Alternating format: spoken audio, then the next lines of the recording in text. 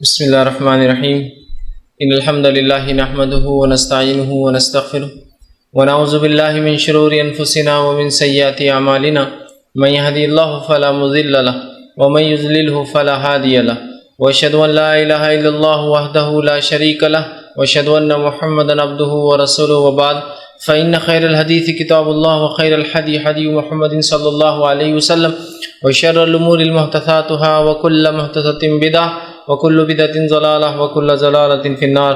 وقال عز وجل في القرآن المجيد أعوذ بالله من الشيطان الرجيم بسم الله الرحمن الرحيم يا أيها الذين آمنوا اتقوا الله حق تقاته ولا تموتن إلا وأنتم مسلمون. وقال يا أيها الناس اتقوا ربكم الذي خلق من نفس واحدة وخلق منها زوجها وبث منهما رجالا كثيرا ونساء واتقوا الله الذي تسألون به والأرحام إن الله كان عليكم رقيبا. وقال يا أيها الذين آمنوا اتقوا الله وقولوا قولا سديدا يصلح لكم أعمالكم ويغفر لكم ذنوبكم ومن يطع الله ورسوله فقد فاز فوزا عظيما. اللهم صل على محمد وعلى آل محمد كما صليت على إبراهيم وعلى آل إبراهيم إنك حميد مجيد. اللهم بارك على محمد وعلى آل محمد كما باركت على إبراهيم وعلى آل إبراهيم إنك حميد مجيد. رب اشرح لي صدري ويسر لي أمري واحلل عقدة من لساني يفقهوا قولي.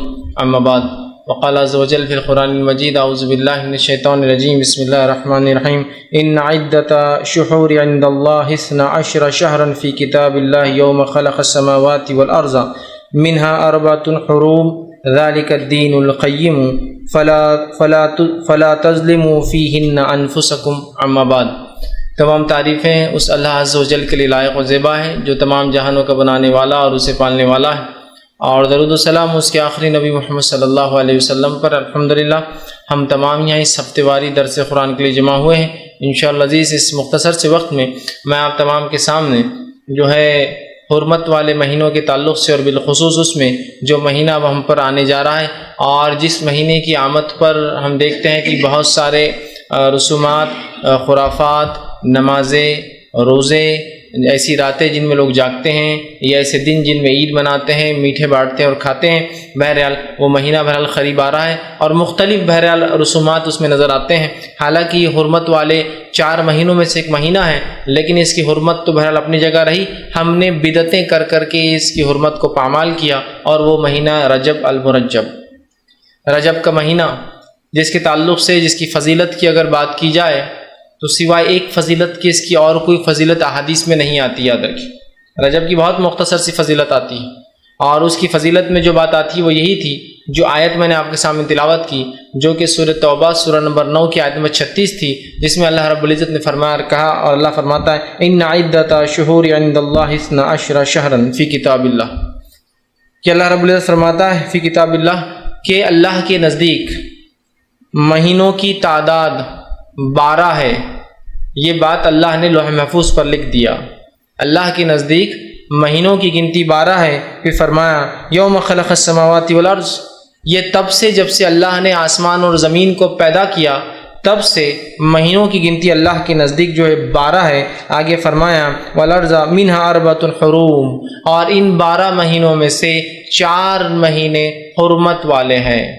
ان 12 مہینوں میں سے 4 مہینے حرمت والے ہیں.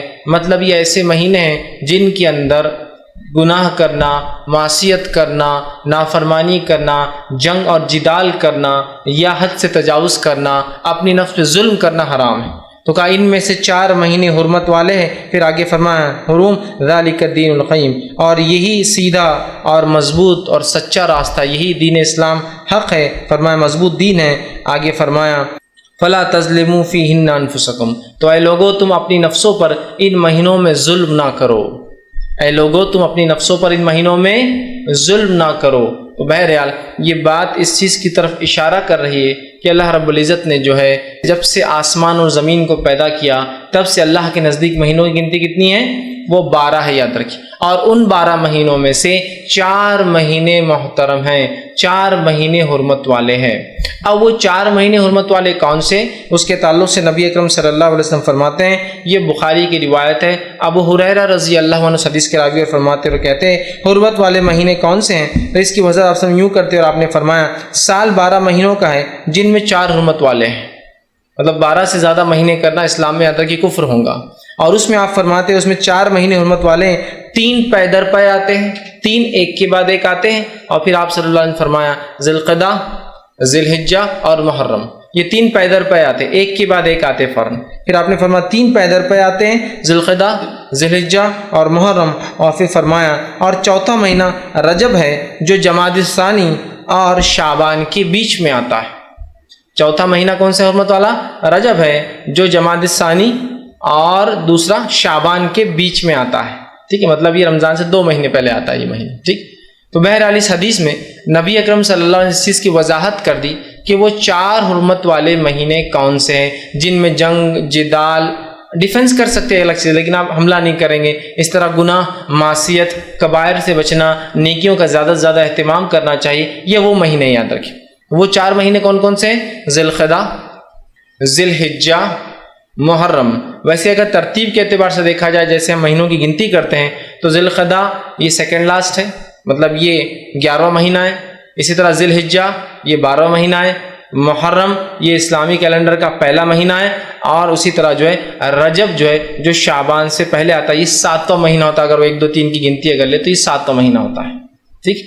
تو لہٰذا محرم، رجب، ذی القعدہ، ذی الحجہ، یا پھر اگر 3 پے در پے لے تو ذی القعدہ، ذی الحجہ، محرم، اور اس کے بعد رجب کا مہینہ آتا ہے۔ تو اب رجب کے بارے میں یہ چیز تو واضح ہوگا کہ حرمت والا مہینہ ہے، لیکن اس کی حرمت کے علاوہ اور کوئی فضیلت اس مہینے کی نہیں آتی ہے، جیسے کہ لوگوں کو دیکھا جا رہا ہے کہ جو ہی رجب کا مہینہ آتا ہے مختلف قسم کے اعمال، مختلف قسم کے افعال لوگ کرنا شروع کر دیتے ہیں۔ جیسے مثال کے طور پر کچھ لوگ مخصوص نمازوں کا اہتمام کر دیتے ہیں، جیسے صلاۃ الرغائب ہے، یا اس کے علاوہ اور کچھ نمازیں۔ کچھ لوگوں کا یہ حال دیکھا جاتا ہے کہ مخصوص روزوں کا اہتمام کرتے ہیں، جیسے کہ پہلے جمعرات کا روزہ یا پہلے جمعے کا روزہ رجب کے، اسی طرح جو ہے رجب کے 27 کی رات کو جاگتے ہیں، اور اس کے بعد وہ جاگنے کے بعد دن میں جو ہے روزہ رکھتے ہیں۔ اسی طرح اور بھی مخصوص روزے ان ایام میں رکھتے ہیں، اور اس کی مختلف فضیلت ہے۔ ایک روزے رکھنے کی یہ فضیلت، 2 کی یہ، 3 کی یہ، 7 کی یہ، 8 کی یہ، 10 کی یہ، 15 کی یہ، مہینے بھر کی یہ فضیلت بتائی جاتی ہے۔ اسی طرح کچھ لوگوں کو دیکھا جاتا ہے کہ 27 رجب کو جو ہے وہ ایک جاگنے کا خاص اہتمام کرتے ہیں، رات جاگنے میں گزاری جاتی ہے، دن کے اندر روزہ رکھا جاتا ہے، اور اس کے مختلف فضائل بتائے جاتے ہیں۔ اسی طرح ایک اور چیز جو اس مہینے میں کی جاتی ہے وہ یہ ہے کہ لوگ اس مہینے میں عمرے کی فضیلت سمجھتے ہیں، اور بہت کثرت سے لوگ عمرے کو جاتے ہیں کہ رجب کا مہینہ ہے عمرہ کر کے آئیں گے، تو عمرے کو جاتے ہیں۔ اسی طرح ہم دیکھتے ہیں کہ ایک اور چیز جو نظر آتی ہے، جو کثرت سے نظر آتی ہے، وہ یہ ہے کہ لوگ اس میں ایک عید مناتے ہیں، ایک دن مناتے ہیں جسے کنڈے کہا جاتا ہے ہمارے زبان میں، کنڈوں کی عید عام زبان میں کہتے ہیں۔ تو کنڈے منائے جاتے 22 رجب کو، 27 رجب کو جو ہے رات میں جاگ کر دن کا روزہ رکھا جاتا ہے 27 کا۔ اسی طرح اس سے مختلف روزوں کی مختلف فضائل لوگ بیان کرتے ہیں، اور اسی طرح جو ہے اس مہینے میں عمرے کی کچھ فضیلت سمجھتے ہیں کہ عمرے کو جانا فضیلت ہے، اور اسی طرح کچھ مخصوص نمازیں پڑھتے ہیں۔ تو اگر میں اس بات کو یہاں یہ رکھنا چاہوں کہ ماہ رجب کی فضیلت کیا ہے، تو بس ماہ رجب کی صرف ایک فضیلت ہے، اور وہ فضیلت ہے یہ مہینہ حرمت والے 4 مہینوں میں سے ایک ہے، بس اتنی ہی فضیلت ہے ماہ رجب کی۔ اس کے علاوہ نبی اکرم صلی اللہ علیہ وسلم اس مہینے میں نہ عمرہ ثابت ہے، نہ مخصوص روزے ثابت ہے، نہ مخصوص راتیں جاگنا ثابت ہے، نہ مخصوص نمازیں اور مخصوص عبادتیں ثابت ہیں، اور نہ ہی مخصوص وہ جو ہم کنڈے کرتے ہیں، ایک میٹھی عید کرتے ہیں، اس میں خوب کھاتے اور پیتے اور کھلاتے اور پلاتے ہیں، یہ عید کا کوئی وجود ثابت ہے۔ لیکن یہ حرمت والا مہینہ ہے، اللہ کہہ رہا ہے کہ ان حرمت والوں میں اپنے نفس سے ظلم نہ کرو، لیکن اللہ ہم پر رحم کرے۔ ہم واقعی میں اس مہینے میں اپنی نفسوں پر ظلم کر رہے ہیں بدعات کر کے اس مہینے میں، یہ سب بدعات ہیں، یہ خرافات ہیں، یاد رکھیں۔ تو بہرحال ہم دیکھ رہے ہیں اس مہینے کی حرمت کو ہم پامال کر رہے ہیں۔ اللہ رب العزت نے اس آیت میں جو میں نے آپ کے سامنے سورہ توبہ کی آیت میں 36 رکھی، دیکھیے آخر میں کیا فرمایا، فَلَا تَظْلِمُوا فِيهِنَّ أَنفُسَكُمْ، اے لوگوں اس مہینے میں اپنے نفس پر ظلم نہ کرو، اور ظلم سے مراد سب سے پہلے تو قتل و غارت گیری نہ کرو، اس لیے کہ ان مہینوں میں ظلم کرنا ممنوع ہے۔ ویسے تو ظلم سارے سال ہی منع ہے، یاد رکھیے، ان مہینوں میں خاص طور سے اس کی حرمت بڑھ جائیں گی، ان مہینوں میں خاص طور سے ان سے رکنا ہے۔ نیکی تو ویسے ہمیشہ کرنا ہے، ان مہینوں میں خاص طور سے نیکی میں اضافہ کرنا ہے، یہ بولنا چاہ رہا ہوں، ٹھیک۔ تو یہاں دیکھیے ان مہینوں میں خاص طور سے قتل و جدال نہیں کرنا چاہیے، لڑائی نہیں کرنا چاہیے۔ ہاں ڈیفنس کر سکتے ہیں، آپ کوئی لڑنے آ جائے آپ بچاؤ کر سکتے ہیں، لیکن آپ اٹیک نہیں کریں گے۔ یہ اللہ رب العزت نے سورہ بقرہ سورہ نمبر 2 آیت نمبر 217 میں اس کی وضاحت اس طرح سے فرمایا، یسألونک عن الشہر الحرام قتال فیہ، کیا آپ سے سوال کرتے ہیں کہ یہ حرمت والے مہینوں میں قتال کرنا کیسا ہے؟ اللہ نے جواب دیا فیہ کبیر، تو اللہ نے فرمایا قتال فیہ کبیر، ان میں قتل و غارت گری کرنا بہت بڑا جرم ہے، بہت بڑا گناہ ہے۔ تو یہ چیز واضح ہو گئی کہ ان مہینوں کے اندر قتل و غارت گری سے قرآن نے ڈائریکٹلی منع کیا، سوال پوچھا گیا جواب آیا۔ اسی طرح جو ہے زمانے جاہلیت میں، دور جہالت کے اندر بھی جو ہے لوگ قتل و غارت گری رجب کے مہینے میں نہیں کرتے تھے۔ اس کا مطلب یہ ہوا کہ رجب کے مہینے کی حرمت عربوں کو پتہ تھی، دور جہالت میں بھی حرمت مانتے تھے، اور یہ جو حرمت والے مہینے دور جہالت میں بھی عرب ان کی حرمت کو پامال نہیں کرتے تھے۔ اور جو ہے رجب جو لفظ آتا ہے یاد رکھیے وہ ترجیب سے آتا ہے، جس کا معنی ہوتا ہے عظمت والا۔ رجب جو نام ہے یہ ترجیب سے آتا ہے، مطلب حرمت والا، عظمت والا۔ تو گویا دور جہالت میں بھی عرب اس مہینے کو بڑا عظمت والا مہینہ مانتے تھے، گناہوں سے رکتے تھے، معصیتوں سے رکتے تھے، غلط کام سے رکتے تھے، اور جو ہے وہ برائی سے اپنے نفسوں کو بچایا کرتے تھے۔ حالانکہ وہ کبھی کبھی گڑبڑ کرتے تھے مہینوں کے اندر، آگے پیچھے ہیر پھیر کرتے تھے، لیکن بہرحال وہ 3 مہینوں میں کرتے تھے جو ایک ساتھ آتے ہیں، ذی القعدہ، ذی الحجہ، محرم، لیکن رجب کو اپنی جگہ رکھتے تھے اور بڑی اس کی حرمت رکھتے تھے اور اس کی تعظیم کرتے تھے، یاد رکھیں۔ ابو ہریرہ رضی اللہ عنہ فرماتے ہیں اس تعلق سے، رجب کے تعلق سے، نبی اکرم صلی اللہ علیہ وسلم جو عربوں میں ایک طریقہ تھا اس طریقے کو آپ نے منع کیا، اور آپ سن کی حدیث اس طرح سے صحیح بخاری کی، آپ نے فرمایا لا فرح ولا عتیرہ، کہ جو ہے اسلام میں نہ فرح ہے نہ اسلام میں عتیرہ ہے۔ اس کا کیا معنی ہوا؟ فرح کہتے ہیں عربی زبان میں اونٹ کے، گائے کے یا بکری کے پہلا جو بچہ بکری دیتی تھی، عرب اس بچے کو بتوں کے نام پر ذبح کرتے تھے، اس کو کہتے فرح۔ تو آپ نے کہا اسلام میں فرح بھی نہیں، اور پھر فرمایا ولا عتیرہ، اور اسلام میں عتیرہ بھی نہیں۔ عتیرہ کہتے تھے عرب خاص طور سے رجب کے مہینے میں بتوں کے نام پر قربانیاں، خاص طور سے، ایک تو عام طور سے ہر جانور کا، اونٹ کا، گائے کا اور بکری کا پہلا بچہ ذبح کرتے بتوں کے نام پہ، لیکن رجب میں خاص طور سے وہ کرتے تو آپ نے کہا ولا عتیرہ، یہ رجب کے مہینے میں خاص ذبح کرنا غلط ہے اور اسلام سے اس کا کوئی تعلق نہیں ہے۔ تو یہاں دیکھیے اللہ کے رسول صلی اللہ علیہ وسلم ایک غلط رسم، جو کہ رجب ایک محترم مہینہ تھا عربوں کے نزدیک بھی، اس میں جو ایک غلط رسم پائی جا رہی تھی، آپ نے اس رسم سے روکا اور کہا اس کے اندر عتیرہ کسی قسم کی قربانی ثابت نہیں، یاد رکھیں، ٹھیک۔ اسی طرح ہم دیکھتے ہیں رجب کا مہینہ، یا بہت سے لوگ سوال کرتے ہیں اللہ رب العزت کچھ مہینوں کو محترم کیوں قرار دیا اللہ نے، اس کی وجہ کیا ہے؟ تو اس کی وجہ واللہ عالم، اللہ ہی جانتا، ہم نہیں جانتے وجہ کیا، لیکن یہ اللہ کی سنت ہے، اللہ کا طریقہ ہے کہ اللہ کچھ چیزوں کو چن لیتا ہے۔ جیسے مثال کے طور پر اللہ نے دنوں میں جمعہ کے دن کو چن لیا ہے نا، ایک خاص دن ہے۔ اسی طرح جو ہے اللہ رب العزت نے کتابوں میں اپنی کتاب قرآن کو چن لیا۔ اسی طرح زمین پر جو اللہ رب العزت نے مسجدوں کو چن لیا، اسی کی مسجد اللہ کا گھر ہے نا۔ اسی طرح ہم دیکھتے ہیں مہینوں کے اندر اللہ رب العزت نے ان حرمت والے مہینوں کو چن لیا۔ اسی طرح ہم دیکھتے ہیں راتوں کے اندر اللہ رب العزت نے شب قدر کو چن لیا، ٹھیک۔ اسی طرح ہم دیکھتے ہیں انسانوں میں اللہ رب العزت کچھ انسانوں کو چن لیتا ہے جن کو انبیاء کہا جاتا ہے۔ تو اللہ رب العزت کا یہ سنت ہے، یہ طریقہ ہے اللہ کا کہ اللہ کچھ چیزوں کو چن لیتا ہے اور اس کی عظمت بیان کر دیتا ہے۔ اب ہمارا کام یہ ہے کہ جب اللہ کچھ چیزوں کو چن لے اور اس کی عظمت کو بیان کرے، ہم اس کی عظمت کو کبھی پامال نہ کریں اور جو اللہ رب العزت بتا رہا ہے وہ عمل کرنے کی کوشش کرے۔ تو اسی طرح اللہ رب العزت نے جو ہے اس مہینے کو بھی ایک عظمت والا مہینہ چن لیا، اس مہینے کو بھی ایک محترم مہینہ چن لیا، اس مہینے کو بھی ایک مہینہ چن لیا جس میں ہم کوشش کریں جنگ، جدال، معصیت، گناہ، برائی کے کاموں سے رکے اور کوشش کریں زیادہ نیکیاں کرے، یاد رکھیں، ٹھیک ہے۔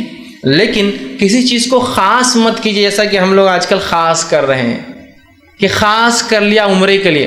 عمرہ کبھی بھی ہو سکتا ہے، یہ رجب خاص، نمازیں کبھی بھی نفل ہو سکتی، خاص مت کیجیے، ورنہ آپ بولیں گے آپ نے خود کہا کہ ان مہینوں میں نیکی میں اضافہ کرنا چاہیے۔ خاص مت کیجیے کہ خاص دن ایک نفل، خاص نماز کے بعد ایک نفل، جمعہ کے بعد فلاں عمل، جمعرات کا فلاں روزہ، جمعہ کو یہ کرنا، اس میں خاص عمرہ کرنا۔ یہ الگ بات ہے، نمبر عمرے کا آپ نے لگا اس میں لگ گیا تو الگ بات ہے، لیکن خاص کر لینا، ایک رات کو خاص مخصوص کرنا، تو بہرحال یہ تمام چیزیں غلط ہو جائیں گی۔ نبی اکرم صلی اللہ علیہ وسلم اس سے ہمیں روکا اور قرآن نے ان مہینوں میں اپنے نفس کو ظلم سے روکنے کے لیے ہمیں کہا، لیکن افسوس کی بات ہے ہم آج بدعتیں ایجاد کر کے، بدعتیں کر کے اپنے نفسوں پر ان مہینوں کے اندر بھی اللہ رحم کرے ظلم کر رہے ہیں۔ ایسا عجیب و غریب ظلم اور عجیب اور غریب اعمال، جن اعمال کے بارے میں اللہ کے رسول صلی اللہ علیہ وسلم بتایا، نہ صحابہ کو دیکھا گیا، نہ تابعین کو دیکھا گیا، نہ جن اماموں کو ماننے کا دعویٰ ان اماموں نے کبھی ان اعمال کا جو ہے جواز دیا کہ ہاں اس کو کیا جا سکتا ہے، نہ سلف صالحین نے کبھی کیا، بلکہ کچھ اعمال تو ایسے کہ 1400 سال سے کبھی نہیں پائے گئے، کوئی 600 سال بعد ایجاد ہو رہا ہے، کوئی 800 سال بعد ہو رہا ہے، اور کوئی تو ایسا کہ 1300 سال بعد اسلام کے آنے کے ایجاد ہو رہا ہے۔ انشاءاللہ دھیرے دھیرے وہ اعمال رکھوں گا تو بتاؤں گا۔ نبی اکرم صلی اللہ علیہ وسلم پہلے اس بات سے ہمیں ڈرا دیا تھا کہ دیکھو بدعت نہ کرنا دین کے اندر، بدعت اس لیے کہ بہت سنگین جرم ہے، اور آپ صلی اللہ علیہ وسلم نے جب بھی آپ خطبہ حاجت دیتے، آپ جب خطبہ دیتے، آپ جانتے ہیں آپ صلی اللہ علیہ وسلم خطبہ دیتے، میں بھی ہر بار درس سے پہلے خطبہ دیتا ہوں، تو نبی اکرم صلی اللہ علیہ وسلم جب خطبہ دیتے اس خطبے میں یہ ضرور بیان کرتے، اللہ کی حمد و ثنا بیان کرتے، اور یہ کہتے فَإِنَّ خَيْرَ الْحَدِيثِ کتاب اللہ، کہ سب سے بہترین بات اللہ کی کتاب کی ہے۔ پھر فرماتے ہو خیر الحدی حدی محمد صلی اللہ علیہ وسلم، سب سے بہترین طریقہ محمد صلی اللہ علیہ وسلم کا ہے۔ پھر فرماتے وَشَرَّ الْأُمُورِ مُحْدَثَاتُهَا، اور دین میں نئے کاموں سے بچتے رہنا، دین میں نئے کاموں سے بچتے رہنا، محدثاتها وکل محدثۃ بدعہ، اس لیے کہ دین میں ہر نیا کام بدعت ہے، وکل بدعۃ ضلالہ، اور ہر بدعت گمراہی ہے، وکل ضلالۃ فی النار، اور ہر گمراہی کا ٹھکانہ جہنم کی آگ ہے۔ ہر بار جب آپ خطبہ دیتے یہ الفاظ اس کے اندر برابر دہراتے کہ نئی چیزیں دین میں ایجاد مت کرنا، منع کرتے، اس لیے کہ دین یہ اللہ کا دیا گیا ہے، نئی چیزیں اس میں ایجاد کرنا گویا اللہ کی ایک ملکیت میں، اللہ کے ایک دین کے اندر کچھ اپنے طرف سے اضافہ کرنا ہے، تو آپ منع کرتے تھے۔ اسی طرح نبی اکرم صلی اللہ علیہ وسلم صحیح مسلم کی روایت ہے، اور آپ فرمایا کرتے، عائشہ رضی اللہ عنہا اس حدیث کی راوی آپ فرماتی ہے، آپ نے فرمایا کہا من احدث فی امرنا ھذا ما لیس منہ فہو رد، جس کسی نے ایسی کوئی چیز اس دین میں ایجاد کی جس کا حکم میں نے نہیں دیا تھا، فہو رد، وہ روز قیامت مردود ہے، وہ چیز انکار کر دی جائیں گی، واپس اس کے منہ پر پھینک دی جائیں گی۔ دوسری کی روایت میں آپ فرماتے، یہ بھی صحیح مسلم کی ہی روایت ہے، آپ نے فرمایا کہا کہ جس کسی نے من عمل عملا لیس علیہ امرنا فہو رد، جس کسی نے ایسا کام کیا جس کا حکم میں نے نہیں دیا تھا اسے، تو روز قیامت ایسا عمل مردود ہے، ایسا عمل لوٹا کر اسی شخص کے منہ پر مار دیا جائے گا۔ تو ہم دیکھ رہے ہیں بدعت کتنی بڑی گمراہی ہے کہ آپ صلی اللہ علیہ وسلم ہر خطبے میں بدعت سے بچنے کا حکم دے رہے ہیں۔ نبی اکرم صلی اللہ علیہ وسلم کہہ رہے ہیں کہ بدعت گمراہی ہے، بدعت سے اپنے آپ کو بچاؤ، جو ایسا کوئی نیا کام کرے گا جو میں نے نہیں کیا وہ جو ہے مجھ سے بری ہے، یا اس عمل سے ہم بری ہوں گے، وہ عمل اس کے منہ پہ مار دیا جائے گا، وہ عمل مردود ہے۔ لیکن اس کے بعد بھی ہم دیکھتے ہیں حرمت والے مہینے جیسے آتے ہیں، چاہے رجب آؤ یا اسی طرح محرم آؤ، ہم دیکھتے ہیں اتنے خرافات، اتنے بدعات، اتنی نئی نئی باتیں، اتنے اعمال اور اتنی عجیب و غریب عبادتیں ہم نے ایجاد کر لی۔ اللہ رب العزت رحم کرے، حالانکہ اس نے اپنی کتاب میں فرما دیا ان مہینوں میں اپنے نفس پر ظلم مت کرنا۔ بہرحال آگے آئیے، اب جو ان مہینوں میں کچھ اعمال ہم غلط کرتے ہیں جو بدعت ہے ان کا تذکرہ کرتا ہوں۔ پہلا عمل جو اس مہینے میں کیا جاتا ہے جس کو سنت سمجھا جاتا ہے اور بڑے اہتمام سے لوگ کرتے ہیں، اور راسخ جو اپنے آپ کو دین کے اندر جن کو ہم راسخ پاتے ہیں، جو بہت قدیم قسم کے لوگ ہیں، جو بہت شدید اعتبار سے اسلام پر عمل کر رہے ہیں، جو عمل کرتے ہیں اس مہینے میں جو ثابت نہیں یاد رکھی۔ دیکھیے عمل کتنا زیادہ ہو، کتنا پیسہ خرچ کرنے والا ہو، کتنی محنت اس میں لگ رہی ہو، وہ تمام چیزیں ایک بازو رکھ دیجیے آپ۔ اصل چیز ہے کہ اللہ کے رسول اور صحابہ نے کیا صلی اللہ علیہ وسلم، بس یہ اصل ہے۔ اگر کیا تو پھر آپ کریے، ڈٹ کر کریے، نہیں کیا تو بچیے اور ڈٹ کر بچیے۔ تو آئیے سب سے پہلی چیز جو کرتے ہیں وہ ہے صلاۃ الرغائب۔ یہ قسم کی نماز، اس کا نام ہی لوگوں نے دیا صلاۃ الرغائب، یہ نام لیکن نماز کا کسی فقہ کی کتاب میں کبھی نہیں ملے گا آپ کو، یہ نماز کا تذکرہ کبھی کسی محدث کے پاس آپ کو نہیں ملے گا، لیکن ایک یہ موضوع روایت ہے، ان موضوع اور من گھڑت روایتوں کو لے کر یہ نماز کو بنا دیا گیا جس کو صلاۃ الرغائب کہا جاتا ہے، اور یہ بڑے عقیدت کے ساتھ رجب آتے ہی لوگ اس کا اہتمام کرتے ہیں۔ اس نماز کے تعلق سے جو روایت پیش کی جاتی ہے، جو موضوع ہے، یاد رکھیے موضوع سمجھتے ہو، موضوع مطلب وہ حدیث جو نبی اکرم صلی اللہ علیہ وسلم کی طرف گڑھ دی گئی، منسوب کر دی گئی، لیکن آپ نے ایسی بات نہیں کہیں، وہ روایت کیا رکھتا ہوں جو صلاۃ الرغائب کی طرف لوگ سناتے ہیں، بیان کرتے ہیں۔ حدیث کے الفاظ اس طرح سے وہ یہ ہے کہ رجب اللہ کا مہینہ ہے، شعبان میرا مہینہ ہے، رمضان میری امت کا مہینہ ہے۔ جو روایت بیان کی جاتی ہے وہ یہ ہے رجب اللہ کا مہینہ ہے، شعبان میرا مہینہ ہے، اور رمضان میری امت کا مہینہ ہے۔ پھر اس حدیث میں آگے الفاظ دیکھیے کیا ہے، الفاظ یوں ہیں جو شخص رجب کی پہلی جمعرات کے دن کا روزہ رکھے پھر جمعہ کی رات مغرب سے عشاء کے درمیان 12 رکعت نماز پڑھے۔ جو شخص جمعرات کے دن روزہ رکھے، پھر جب جمعرات ختم ہو گیا تب جمعہ کی رات چالو ہوگی، جمعہ کی رات مغرب سے عشاء کے بیچ کے درمیان 12 رکعت پڑھے، 2 کر کے، اور اسی طرح جو ہے ہر رکعت میں سورہ فاتحہ کے بعد 3 مرتبہ سورہ قدر، اور اس کے بعد 12 مرتبہ سورہ اخلاص پڑھے۔ سورہ قدر 3 بار، 12 مرتبہ سورہ اخلاص پڑھے، اس کی تلاوت کرے۔ جب نماز سے فارغ ہو، مطلب 12 رکعت پڑھ چکا ہو، فارغ ہو، تو مجھ پر جو ہے 70 مرتبہ درود بھیجے، اور اس میں خاص درود کا تذکرہ بھی کہ یہ درود بھیجے، اللہم صلی علی محمد النبی الامی وعلی آلہ، یہ بھیجے 70 مرتبہ۔ پھر سجدے میں چلا جائے، مطلب سجدہ کرے، اور سجدے میں یہ دعا پڑھے، سبوہم قدوس رب الملائکۃ والروح، یہ دعا پڑھے۔ اس کے بعد سر اٹھا کر یہ دعا 70 مرتبہ پڑھے، سجدے سے اٹھنے کے بعد پھر یہ دعا پڑھے، اور اس کے اندر ایک لمبی دعا ہے رب اغفر لی وارحمنی، اور وہ پوری دعا ہے، وہ دعا پڑھے۔ بعد اس کے دوسرا سجدہ کرے، اور پھر ویسے ہی کرے جیسے پہلے سجدے میں 70 مرتبہ سبوہم قدوس رب الملائکۃ والروح پڑھا۔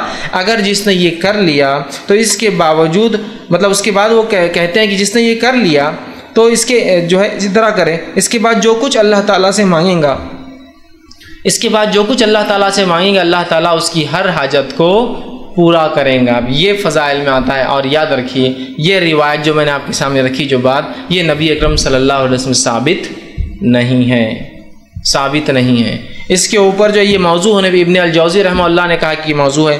اسی طرح جو ہے ابن رجب رحمۃ اللہ علیہ کہتے ہیں کہ یہ روایت موضوع ہے، امام نووی کہتے ہیں کہ روایت موضوع ہے، اسی طرح محمد بن طاہر الہندی رحمہ اللہ یہ فرماتے ہیں کہ روایت موضوع ہے، اسی طرح امام شوکانی رحمہ اللہ کہتے ہیں کہ یہ روایت موضوع ہے، اور اس کے بعد مولانا عبدالحی لکھنوی جو کہ ہندوستان کی رہنے والے تھے، مشہور اور معروف شخصیت ہے، وہ بھی اس کے تعلق سے کہتے ہیں اور فرماتے ہیں، ان کا قول اس طرح سے صلاۃ الرغائب والی حدیث من گڑت ہے، اور اس پر اکثر محدثین یا سب محدثین کا اتفاق ہے، اور ان کی مخالفت کرنے والے کا کوئی اعتبار نہیں، چاہے وہ کوئی بھی ہو۔ کیا کہہ رہے ہو عبدالحق جو ہے عبدالحی لکھنوی رحمہ اللہ کہ جو ہے یہ نماز کے تعلق سے کہہ رہے ہیں کہ صلاۃ الرغائب والی روایت من گھڑت ہے تمام محدثین کی نزدیک، اور جس نے اس کے خلاف بات کی اس کو کوئی اعتبار نہیں۔ تو یہ صلاۃ الرغائب جو خاص طور سے پہلے جمعرات کا جو رجب کے اندر روزہ رکھا جاتا ہے، اس کے بعد رات جب آتی ہے تو 12 رکعت نماز اس طریقے سے پڑھی جاتی ہے۔ یاد رکھیے اس کا کوئی وجود، اس کا کوئی ثبوت، اس کی کوئی دلیل صحیح ثابت نہیں ہے، یہ موضوع ہے، اور علماء کو چاہیے کہ اس موضوع بات کا اظہار کرے، ورنہ یہ موضوع روایتیں جو نبی اکرم صلی اللہ علیہ وسلم طرف گڑھی گئی ہے، یاد رکھیے یہ بھی جھوٹ میں شامل ہے، اور آپ صلی اللہ علیہ وسلم نے اس کی وضاحت حدیث میں کر دی۔ جو جانتے بوجھتے مجھ پر جھوٹ باندھے وہ اپنا ٹھکانہ جہنم کی آگ بنا لے۔ تو ہم کوشش کریں کبھی بھی ان موضوع روایتوں کو کبھی بھی جو اپنی طرف سے ہم روایت کرنے کی کوشش نہ کریں، بلکہ ہم انکار کریں کہ نہیں غلط ہے۔ تو پہلا عمل رجب آتے ہی صلاۃ الرغائب، پہلے جمعرات والا عمل۔ اس کے بعد جو ہے رجب میں جو دوسرا عمل لوگ کرتے ہیں وہ یہ ہے کہ رجب کے مخصوص روزے، ایک تو یہ پہلا روزہ جمعرات کا اور اس کے بعد کی نماز صلاۃ الرغائب، لیکن اس کے علاوہ مخصوص روزے رکھتے ہیں، اور ان روزوں کے تعلق سے مختلف روایتیں ہیں۔ پہلی بات تو وضاحت کر دوں، نبی اکرم صلی اللہ علیہ وسلم نے رجب میں کوئی خاص روزہ نہیں رکھا، اور رجب کے اندر آپ نے کسی خاص روزے کا حکم نہیں دیا۔ دونوں باتیں ہیں، ایک تو آپ کا عمل بھی نہیں، آپ کا حکم بھی نہیں۔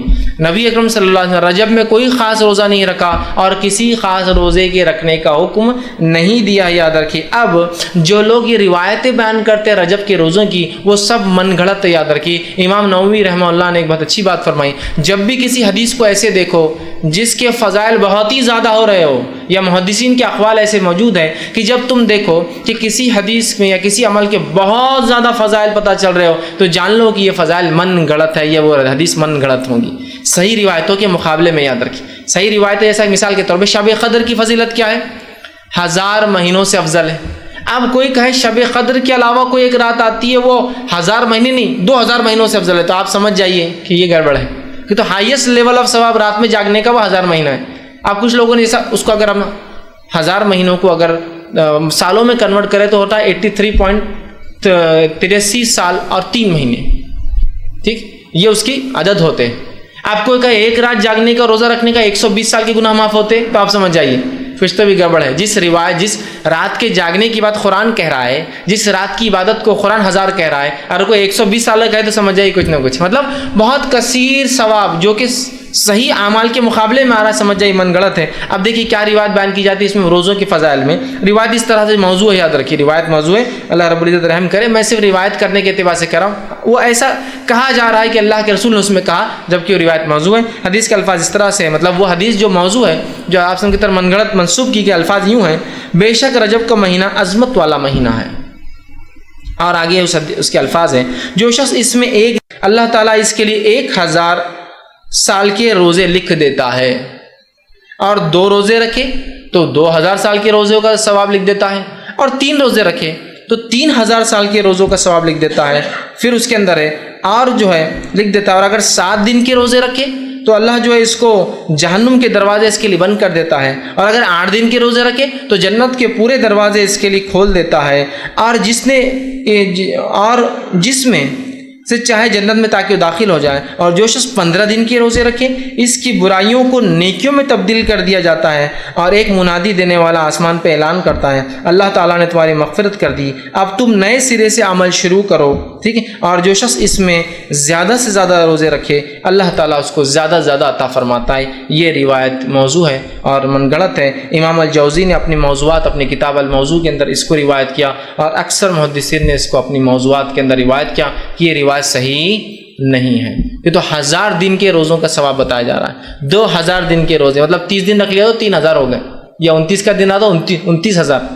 اللاجیکل بات ہے، اس لیے کہ دیگر اعمال پہ شب قدر پر یا رمضان کے روزوں پر یہ فضائل کی بات نہیں آ رہی، یاد رکھیے۔ اسی لیے میں نے کہا کثرت سے جب فضیلتیں آئی کسی چیز میں بہت زیادہ جو صحیح کے مقابلے میں ہو تو سمجھ آئیے کچھ نہ کچھ گڑبڑ آ رہی ہے اس کے اندر، ٹھیک ہے۔ تو بہرحال دیکھیے کس قسم سے بات آئی ہے، یاد رکھیے یہ تمام چیزیں جو ہے موضوع ہے۔ اسی طرح اس میں ایک خاص نماز کا بھی تذکرہ آتا ہے روزے کے ساتھ، کہ روزہ رکھے اور نماز پڑھے، وہ اس طرح سے بیان کیا جاتا ہے، اور یہ بھی روایت موضوع ہے، جھوٹی ہے لیکن لوگ عمل کرتے ہوئے کیا ہے، حدیث کو ایسا بیان کیا جاتا ہے جو کہ جھوٹی ہے: جو آدمی رجب میں 1 دن کا روزہ رکھے اس میں 4 رکعت اس طرح پڑھے کہ پہلی رکعت میں سورہ جو ہے فاتحہ کے بعد جو ہے 100 مرتبہ آیت الکرسی پڑھے، اور پھر دوسری رکعت میں 100 مرتبہ سورہ اخلاص پڑھے، مطلب پہلی رکعت میں سورہ فاتحہ 100 مرتبہ آیت الکرسی، دوسری رکعت میں سورہ فاتحہ کا 100 مرتبہ سورہ اخلاص پڑھے، تو اس کی موت نہیں آئیں گی یہاں تک کہ وہ جنت اس سے دکھا لیا جائے، یا جنت میں اس کا ٹھکانہ نہ اسے بتا دیا جائے۔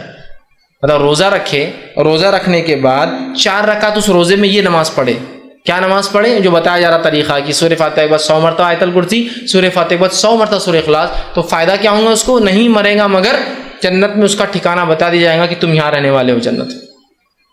یہ صحیح روایت نہیں ہے، یاد رکھیے یہ موضوع ہے۔ تو بہرحال اس مہینے کے اندر کوئی نماز ثابت نہیں، یاد رکھیے کوئی روزہ خاص ثابت نہیں۔ اسی طرح ایک اور جو ہے بات نبی اکرم صلی اللہ علیہ وسلم کی طرف منسوب کی جاتی ہے، ایک اور روایت بیان کی جاتی ہے رجب کے فضائل میں، وہ کیا ہے وہ بھی رکھ دیتا ہوں۔ یوں بیان کیا جاتا ہے: جو شخص رجب میں 3 دن کے روزے رکھے گا اللہ اس کو پورے مہینے کے روزوں کا ثواب لکھ دے گا، اور جو 15 دن کے روزے رکھیں گا اللہ تعالیٰ اس کے لیے اپنی رضامندی لکھ دے گا، اور جس کے لیے رضامندی لکھ دی جائے گی اسے عذاب نہ دے گا، اور جو پورے مہینے کے روزے رکھیں گا اسے اللہ تعالیٰ آسانی سے اس کا حساب کر لے گا۔ یہ روایت بھی صحیح نہیں ہے۔ لہٰذا ہمیں پتہ چلا رجب کے اندر کوئی بھی عمل نماز کے معاملے میں سنت سے ثابت نہیں، خاص کوئی بھی عمل اور روزے کے تعلق سے خاص سنت سے ثابت نہیں۔ آئیے تیسرا کام جو رجب میں ہوتا ہے بڑے دھڑلے سے ہوتا ہے اور ڈٹ کر ہوتا ہے، وہ کیا ہے؟ وہ یہ ہے کہ رجب کی 27 کی رات کو خاص طور سے شب معراج منایا جاتا ہے۔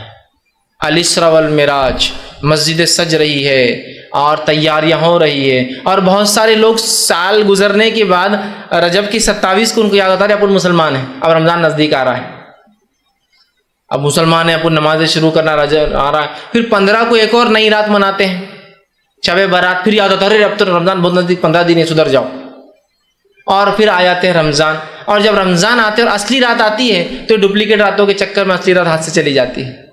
شب قدر کو کیسے منایا جا رہا ہے بولنے کی ضرورت نہیں ہے نا۔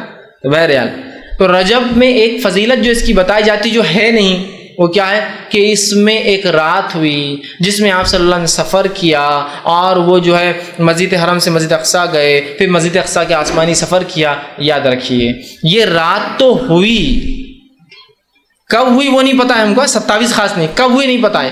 یہ واقعہ صحیح ہے کہ آپ صلی اللہ علیہ وسلم کو معراج ہوئی، ٹھیک۔ اب بہت سے لوگ ہوتے ہیں وہ بولتے ہیں کہ جو ہے قرآن کے اندر معراج کا تذکرہ ہے، قرآن کے اندر معراج کا، اس لیے ہم منانا چاہیے۔ قرآن کے اندر الحمدللہ معراج کا تذکرہ کہیں بھی نہیں ہے۔ قرآن کے اندر تذکرہ اسراء کا ہے، قرآن کے اندر تذکرہ اسراء اور معراج کیا ہے بتا دیتا ہوں۔ اسراء کہتے ہیں اس سفر کو جو آپ صلی اللہ علیہ وسلم نے مسجد حرم سے مسجد اقصیٰ طے کیا، یہ اسراء، اور معراج کہتے ہیں اس سفر کو جو مسجد اقصیٰ سے آسمان ہو۔ معراج کا مطلب ہوتا ہے چڑھنا، سیڑھیاں اوپر کی طرف جانا، وہ تذکرہ ہے۔ تو قرآن نے کہیں بھی معراج کا تذکرہ نہیں کیا، اسراء کا کیا۔ سبحان الذی اسریٰ، سورہ جو ہے بنی اسرائیل سورہ نمبر 17 آیت نمبر 1، سبحان الذی اسریٰ بعبدہ لیلا من المسجد الحرام الی المسجد الاقصی الذی بارکنا حولہ لنریہ من آیاتنا انہ هو السمیع البصیر۔ یہ آیت نے فرمایا کہ پاک بابرکت ہے وہ ذات جو لے گیا اپنے بندے کو رات کے ایک حصے میں مسجد حرام سے مسجد اقصیٰ کی طرف، جس کے اطراف ہم نے اپنی برکتیں پھیلا رکھی ہے، تاکہ جو ہے لنریہ من آیاتنا، اپنے بندے کو اللہ کے رسول صلی اللہ علیہ وسلم کچھ نشانیاں دکھائے اپنی، سمجھ رہے آپ؟ تو اسراء کا تذکرہ ہے، معراج کا تذکرہ قرآن میں کہیں بھی نہیں، اور ہم منا رہے ہیں کیا معراج، تذکرہ اسراء کا ہے۔ بہرحال تو یہ واقعہ ہوا، ہم واقعے کا انکار نہیں کریں کہ آپ صلی اللہ آسمان پہ گئے، وہ سفر ہوا، آپ مسجد حرم سے اقصیٰ گئے، آپ نے نماز پڑھائی وہاں امام انبیاءوں کو، وہاں سے پھر جبرائیل علیہ السلام سفر کر کے آپ کو براق کو بٹھا کر آسمانوں کی طرف لے گئے، پہلے آسمان، دوسرا آسمان، تیسرا آسمان، چوتھا آسمان، پانچواں، چھٹا، ساتواں آسمان پہ گیا، اللہ آپ سے ہم کلام ہوا، آپ کو کچھ آیتیں جو ہے سورہ بقرہ کی 2 آخری آیتیں دی گئی، اللہ رب العزت سے کلام ہوا، ابراہیم علیہ السلام سے ملاقات ہوئی، بہت ساری باتیں اس کے اندر آتی ہیں، ہم انکار نہیں کرتے ان کا، لیکن کسی چیز کے ہونا اس کے منانے کی دلیل نہیں ہے۔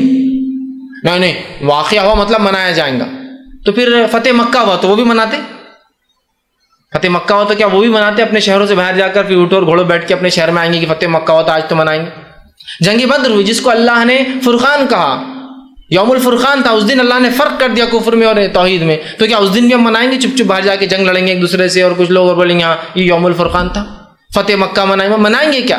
ہوا نا۔ اسی طرح اللہ رب العزت نے صلح حدیبیہ کو کہا، اللہ کے رسول کو جب صحابہ ناراض تھے کہ کیوں آپ نے صلح کی، ہم لڑتے تھے ان سے، اللہ نے کہا کہ ہم نے آپ کو جو ہے فتح مبین عطا فرمایا، انا فتحنا لک فتحا مبینا۔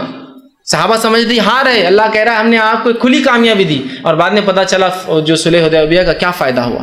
تو اب صلح حدیبیہ بھی منائیں گے؟ نہیں، اس دن اللہ نے کہا کہ یہ تو فتح مبین ہے، اور یہ یوم الفرقان ہے، شب جو ہے جنگ بدر، اور اسی طرح فتح مکہ ہوئی، اسلام کو غلبہ ملا تو وہ منائیں گے، ایسا کریں گے۔ پھر اللہ کے ہجرت کر کے گئے تو ہم بھی سب کہیں تو بھی جا کے آئیں گے، کریں گے کہیں؟ چیز کا ہونا منانے کی دلیل نہیں ہے۔ تو یہ ہوا واقعہ، اس واقعے کی اگر تفصیلات آپ دیکھنا چاہتے ہیں تو میرا اس پہ ایک مفصل 2-2.5 گھنٹے کا ایک بہت تفصیلی عنوان ہے، شب معراج کی حقیقت اور ہماری بدعتیں، یہ آپ دیکھ لیں۔ اس کے بعد شب برات آئیں گی، اس پہ میرا ایک لیکچر ہے شب برات کی حقیقت اور ہماری بدعتیں، اور تیسری رات جو منائی جاتی ہے جو حقیقی ہے اس کے اوپر ہی میرا ایک لیکچر ہے شب قدر کی اہمیت اور ہماری غفلتیں، اس کو ضرور آپ دیکھیں۔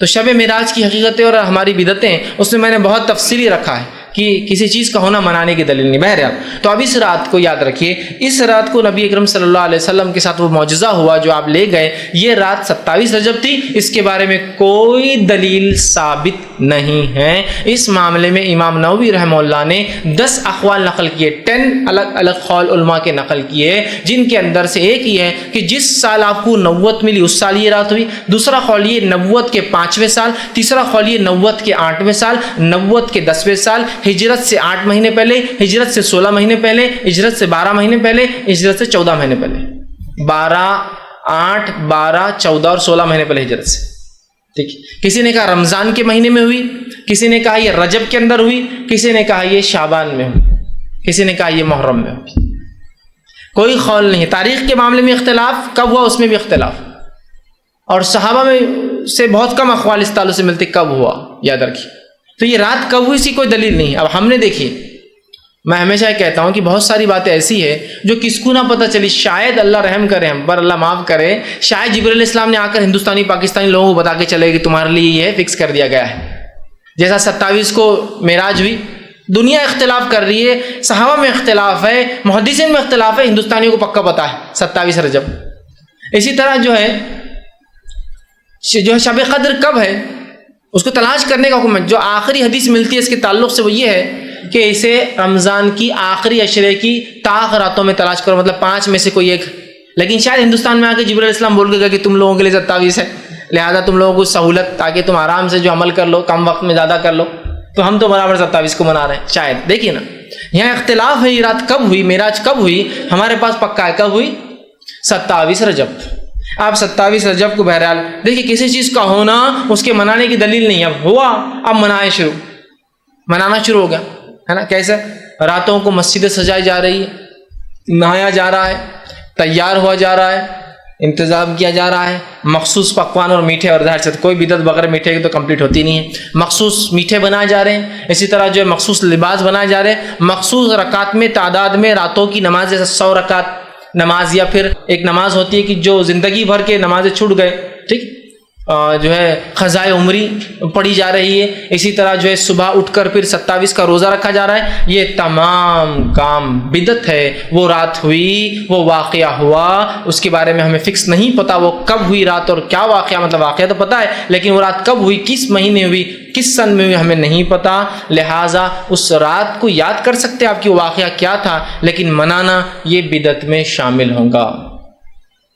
تو آپ دیکھیں کس دھڑلے سے اس رات کو منایا جا رہا ہے، جبکہ اس معاملے میں کئی اقوال صحابہ کے موجود ہیں اور کئی اختلاف اس معاملے میں جو ہے موجود ہے، لیکن اس کے بعد بھی 27 کو مخصوص منایا جا رہا ہے. مولانا عبدالحی لکھنوی رحمہ اللہ اس تعلق سے فرماتے ہیں، اور وہ کہتے تھے یہ جو بلاد ہند میں، مطلب ہندوستان کے اندر، وہ کہتے ہیں بلاد ہند میں مشہور ہے کہ شب معراج کی صبح کو روزہ رکھنا 1000 روزوں کے برابر ہے. تو یہ بالکل بے بنیاد اور بے اصل ہے.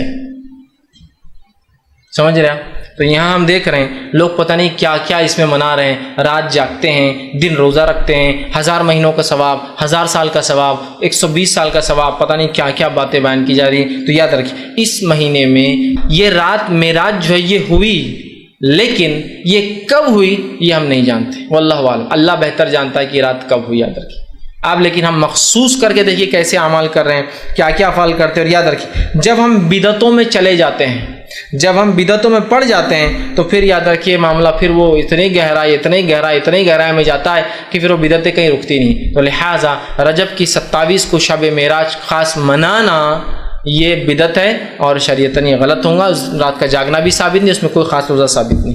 کوئی آدمی روز رات میں جا کے عبادت کرتا ہے تو وہ بھی کر سکتا ہے، اور کوئی روزہ رکھنے کا عادی ہے اور وہ رکھتا ہے، جیسا کہ مثال تو جمعرات اور پیر کا روزہ رکھتا ہے اور اس دن ہی جمعرات آ جائے تو الگ بات ہے، لیکن خاص طور سے کرنا یہ بدعت میں شمار ہوگا. اب اور ایک کام جو اس رجب میں کیا جاتا ہے بڑے عقیدت سے، وہ کیا ہے؟ وہ یہ کہ رجب میں لوگ سمجھتے ہیں عمرہ کرنا افضل ہے، اور بہت لوگ عمرے کو جاتے ہیں، بڑا نمبر لگائے جا رہے ہیں، تڑپ کے لگائے جا رہے ہیں، دعائیں ہو رہی ہیں اللہ سے سالوں سال کی رجب میں موقع دے ہم کو عمرے کا. رجب میں آپ صلی اللہ علیہ وسلم سے خود عمرہ کرنا ثابت، اور نہ ہی آپ نے کبھی اس کی کوئی فضائل کسی صحیح احادیث میں بتائی ہے. دونوں باتیں یاد رکھیں، آپ صلی اللہ علیہ وسلم سے رجب میں کوئی عمرہ ثابت نہیں ہے، اور آپ صلی اللہ علیہ وسلم سے کسی صحیح حدیث میں کوئی قول ثابت نہیں ہے کہ آپ نے عمل خود عمرہ کیا یا حکم دیا کہ بھائی تم لوگ اس مہینے میں عمرہ کیا کرو. کوئی بات ثابت نہیں ہے. یاد رکھیں اس تعلق سے جو بات آتی ہے آپ صلی اللہ علیہ وسلم کے جو عمرے ہیں اس تعلق سے جو بات آتی ہے، ایک روایت یوں آتی ہے جو کہ صحیح مسلم کی حدیث ہے، اور جو ہے عروہ بن زبیر جو ہے وہ فرماتے ہیں، بیان کرتے ہیں کہ ایک مرتبہ عبداللہ بن عمر رضی اللہ عنہما اور میں دونوں مل کے عائشہ رضی اللہ عنہا کے حجرے کے باہر بیٹھے، اور میں نے سوال کیا ابن عمر سے کہ عبداللہ ابن عمر، کیا نبی اکرم صلی اللہ علیہ وسلم نے رجب میں کوئی عمرہ کیا تھا؟ تو وہ فرماتے ہیں، انہوں نے جواب دیا ہاں کہ آپ صلی اللہ علیہ وسلم رجب میں عمرہ کیا تھا. پھر وہ کہتے ہیں کہ جو عروہ کہتے ہیں کہ میں نے عائشہ رضی اللہ عنہا سے پوچھا، اے جو عائشہ رضی اللہ عنہا، کیا اللہ کے رسول نے رجب میں کوئی عمرہ کیا تھا؟ تمہاری عائشہ رضی اللہ عنہا نے وہی جواب دیا اسی وقت جب کہ عروہ بھی بیٹھے ہیں، عبداللہ بھی بیٹھے ہیں، اور وہ اندر حجرے میں. جب انہوں نے پوچھا، ان سے پوچھا پہلے پھر ان سے پوچھا، تو میں عائشہ جواب دیتی حجرے سے، انہوں نے کہا کہ اللہ جو ہے عبداللہ ابن عمر کی مغفرت کرے، ان پر رحم کرے، مطلب دعائیں دے رہی، غلطی بھی ان سے، اس کا مطلب رحم کرے، مغفرت کرے. اللہ کی قسم آپ صلی اللہ علیہ وسلم نے کبھی کوئی عمرہ رجب میں نہیں کیا. اللہ کی قسم نبی اکرم صلی اللہ علیہ وسلم نے کبھی کوئی عمرہ رجب میں نہیں کیا. اس سے اسلاف کا، صحابہ کا طریقہ دیکھیے اختلاف کا، کہ ابن عمر نے غلطی کرتے یہ نہیں کہا کہ اندر سے حضرت عائشہ کی ہنسی کی آواز آئی، ٹھیٹھی ٹھاٹا کی آواز آئی، اور کہا ابن عمر کو کیا اتنا بھی نہیں پتا کہ کب اللہ کے رسول نے کیا کہتا ہے، اتنے جاہل ہے کیا فقیہ الامہ تم کو لوگ کہہ رہے ہیں، تم کو تو اتنا بھی علم نہیں. اللہ مغفرت کرے عبداللہ کی، اللہ رحم کرے ابن عمر پر۔ دیکھیے طریقہ کتنا احسن ہے کہ اللہ رحم کرے ابن عمر پر۔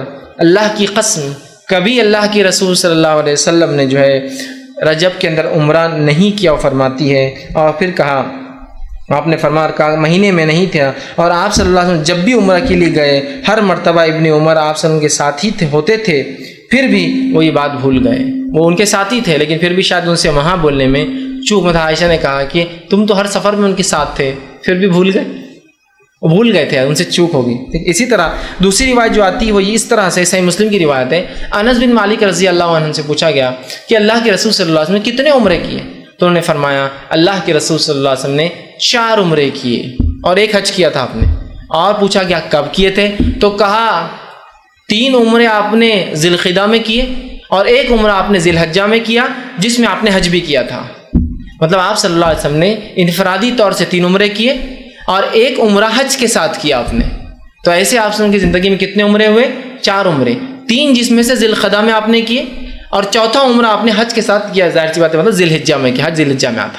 تو آپ صلی اللہ علیہ وسلم ٹوٹل کتنے عمرے کیے؟ 4، 3 ذی القعدہ میں اور 1 ذی الحجہ میں کی۔ تو انس بن مالک کہتے ہیں آپ صلی اللہ علیہ وسلم نے 4 عمرے کیے، 3 تو جو ہے ذی القعدہ میں کیے اور 1 آپ نے عمرہ کیا جس میں آپ نے حج بھی کیا اور وہ ذی الحجہ میں تھا۔ تو گویا آپ صلی اللہ علیہ وسلم کے ٹوٹل 4 عمرے ہیں اور 1 حج آپ نے اپنی زندگی میں کیا ہے۔ تو لہٰذا اس مہینے میں عمرے کی بھی کوئی خاص فضیلت ثابت نہیں، یہ بات کو بھی آپ ذہن نشین کر لیں، ورنہ بہت سے لوگ نمبر لگا کے عمرے کے لیے جا رہے ہیں، یا بہت سے لوگ گلف میں ہیں تو آسانی ہوتی چھٹیاں لے کے جاتے ہیں، رجب کا عمرہ بڑا عمرہ، فضیلت والا عمرہ، بابرکت عمرہ، ایسا عمرہ ویسا عمرہ۔ پھر اس عمرے کے ساتھ اگر یہ سب بدعتیں جڑ جائے، مطلب جڑا دیتے ہیں، صلاۃ الرغائب حرم میں چل رہی ہے، ہاں روزے رکھے جا رہے ہیں اس نیت سے کہ یہ فلاں، تو اس مہینے میں کوئی نماز، کوئی روزہ، کوئی عمرہ خاص طور سے ثابت نہیں۔ عام طور سے آپ اگر رکھتے ہیں، آپ کی عادت ہے کہ ایام 20 کے روزے جو ہوتے ہیں، چاند جب بیچ میں آ جاتا ہے، 12، 13، 14 کے روزے، اسی طرح پیر کا اور جمعرات کا روزہ آپ رکھتے ہیں، ٹھیک ہے یہ تو الگ بات ہے، لیکن خاص کوئی روزہ ثابت نہیں آتے۔ اب آئیے جو آخری بدعت جو اس میں ویسے اس مہینے میں لوگ کئی بدعتیں کرتے ہیں، ان میں سے جو بڑی بڑی بدعتوں میں آخری آپ کے سامنے رکھ رہا ہوں وہ یہ ہے کہ اس مہینے میں خاص طور سے 22 رجب کو لوگ کنڈے مناتے ہیں۔ یہ ایک بہت بڑا وہ ہوتا ہے، اور اس تہوار سے بلکہ یہ عید کی شکل لے چکا، اللہ رحم کرے، اب تو عید کی شکل لے چکا ہے۔ اس کو عید کہا جاتا ہے، کیا کہتے ہیں لوگ؟ کنڈے کی عید۔ آپ کوئی جنتری اٹھا لیجیے، کیلنڈر جو آج کل آ رہے ہیں اس میں لکھا رہتا کنڈے کی عید، 22 رجب، کیا کی عید؟ کنڈے کی عید۔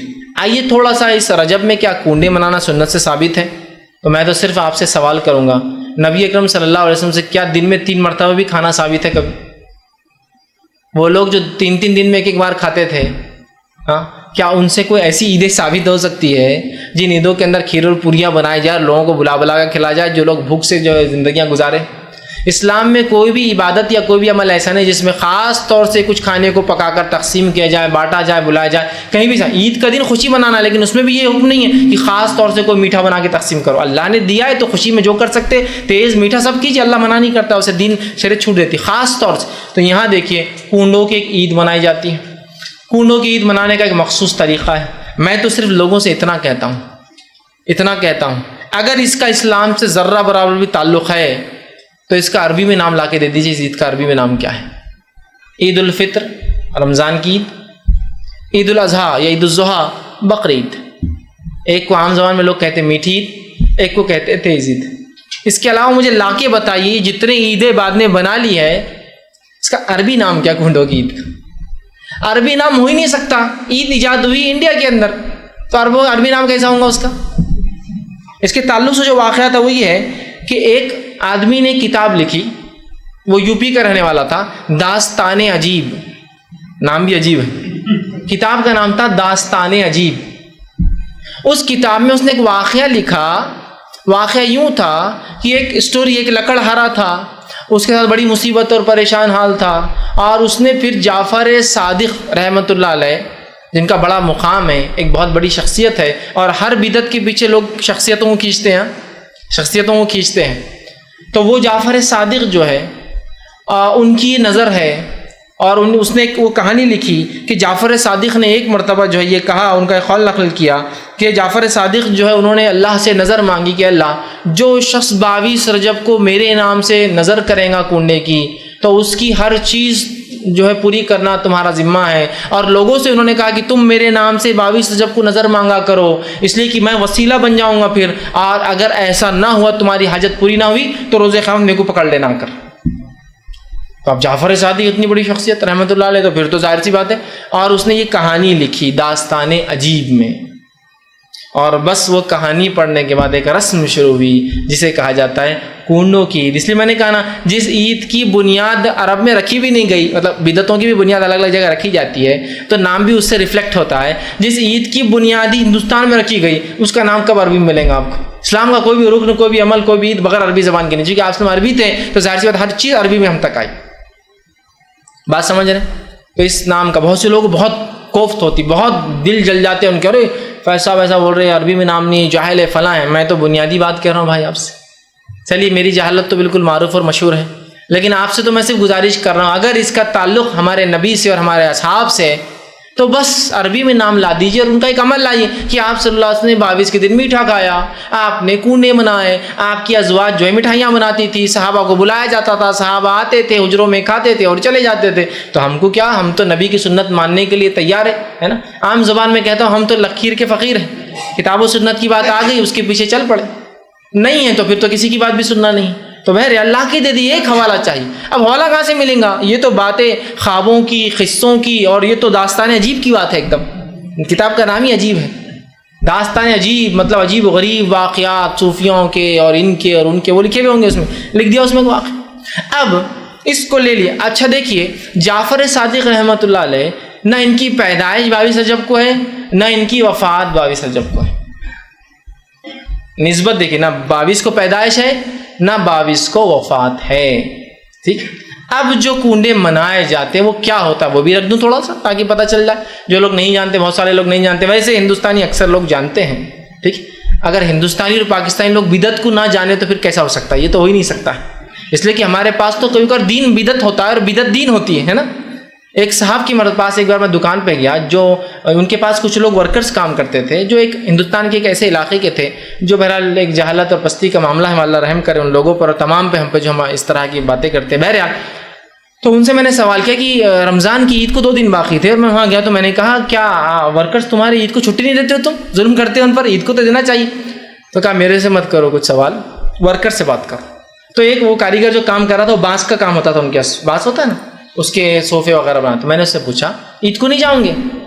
تو کیا بولتا ہے مجھے معلوم ورکر، ارے یہ عید تو بولے آپ کے پاس ہی ہوتی مہاراشٹر میں، بولے ہمارے پاس عید ہوتی ہی نہیں. بولے میں نے کہا میں عید الفطر کی بات کر رہا ہوں. ہاں عید نہیں ہوتی بولے ہمارے پاس، یہ تمہارے پاس مہاراشٹر میں بولے یہ عید الفطر عید الاضحیٰ یہ ہوتی ہے، ہمارے پاس ایک ہی عید ہوتی بولے وہ محرم کی عید. تو میں محرم میں 40 دن چھٹی لیتا بولے، اور وہ پکا ہے بولے، وہ نہیں ہے تو جاب چھوڑ دوں گا میں. تو وہ مجھ سے کہنے لگے پوچھ لیے ہو گیا. میں ان کو جواب بول بول کے تھک جاتا ہوں، عید ہے ان کو، یہ عید کو نہیں جاتے بولے. ان کو 40 دن کی چھٹی لگتی ہے، پورا چلا کر کے وہ مطلب کیا بولتے ہو 40واں دن کر کے آتے ہیں حضرت جو ہے حسین رضی اللہ عنہ، تو 40 دن کی چھٹی. تو بولے ہماری یہ عید آپ کے پاس چلتی بولے مہاراشٹر میں، ہمارے پاس محرم کی عید رہتی بولے. اللہ رحم کرے، دین بدعت ہو چکا، بدعت دین ہو چکی. عیدین جو ہے وہ ان کے پاس ہے ہی نہیں، اور جو بدعت ہے اس کو دین مان کے 40 دن کی چھٹی لے کے ورکر جاتے ہیں اور دینا پڑتی ہے. بولے تو یہ کام کو ہی نہیں آتے، پھر سال بھر لٹ کے کام کرتے ہیں، 40 دن چھٹی لگتی ہے محرم کے اندر. اللہ رحم کرے. تو آج دین بدعت اور بدعت دین ہو چکی ہے.